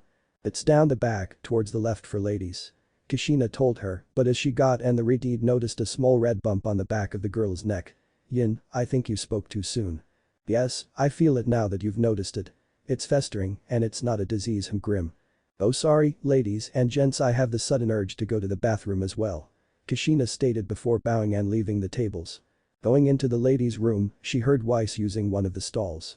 She walked over to the door, taking a deep breath before seeing Naruto standing outside and nodding her head. She quickly locked it. Naruto took note of the look on her face as she did. Immediately he felt the air too and walked over to the group Weiss had came with. Hey, so I know this might be weird, but I was wondering you wanted to try a few dorayaki recipes. It's on the house, since I'm planning adding them to the menu based on feedback. Naruto offered up before watching as Ruby perked up, here's a list of them. Naruto, Blake called over to him, is something wrong? Oh no, everything fine. He straight lied whilst before looking at their bills, are you guys ready to pay up, you're free to sit around and such. Not rushing you out since I got to get the dorayaki ready. Blake saw how excited everyone else was, but she could feel that something wrong. She took a deep breath, shaking the feeling off, it's all in your head, nothing bad is happening. Sure, I'll try whatever my connoisseur of sweets picks out. She said in reference to Ruby, who smiles brightly. Alright then, so we have a chocolate and strawberry. Weiss exited the stall, feeling a little woozy. She looked in the mirror and saw Kushina standing there, can I help you? No Ms. Schnee, but I can help you. Please, she walked over to the heiress, gently cupping her chin before looking right into her eyes. I need you to sleep. The heiress was confused at first before feeling something get injected into her body. Her mind went blank, as all memories of seeing Kushina here in the bathroom were obliterated. Her eyes glazed over, and she stood still as the Redeed turned her around to face the sink. Kushina closed her eyes as her body suddenly began to glow a dark golden color. Her appearance changes to that of a golden goddess, with a flaming cloak around her. She saw the place on her neck wriggle, and finally she growled as her violet eyes turned red. Weaving a few hand seals, she slowly placed her hand on Weiss's neck and began to sink it into her. Reaching into her spiritual core using sealing arts, Kushina's clawed hand came around the desired object. She rips her hand back, pulling forth a creature with tendrils of thorns encircling her arm. It thrashes about, and if she had been in her base it would have escaped by phasing through her hand. Kushina, however, had activated her tailed beast cloak with Yin's chakra. So, you're the little bastard I've been feeling since you came in hitching a ride on the poor girl. The Redeed hissed before squeezing tighter, embrace oblivion, monster. Black smoke gushes out of her hands as she crushes the core of the Grim. Weiss was immediately falling over, getting caught by Kushina. She deactivated her chakra cloak, healed the little cut on the back of Weiss's neck caused by the thrashing Grim getting pulled out. She put on her best poker face and then quickly she straightened her back up. Wake up. She whispered into the heiress's ear, releasing her of the genjutsu, Ms. Schnee, are you okay? Weiss's eyes blink a few times, I don't think that coffee helped me with my energy issues, oof that or I'm crashing. Wait, when did you get in here? About a few minutes ago, I saw you standing there asleep. She lied before patting the girl's back, come on, I'll have my son make you some ginseng to go. Oh yes, that would be lovely. What if Naruto and Kushina was bijuu and rwby end here, and thanks for watching my video till the end.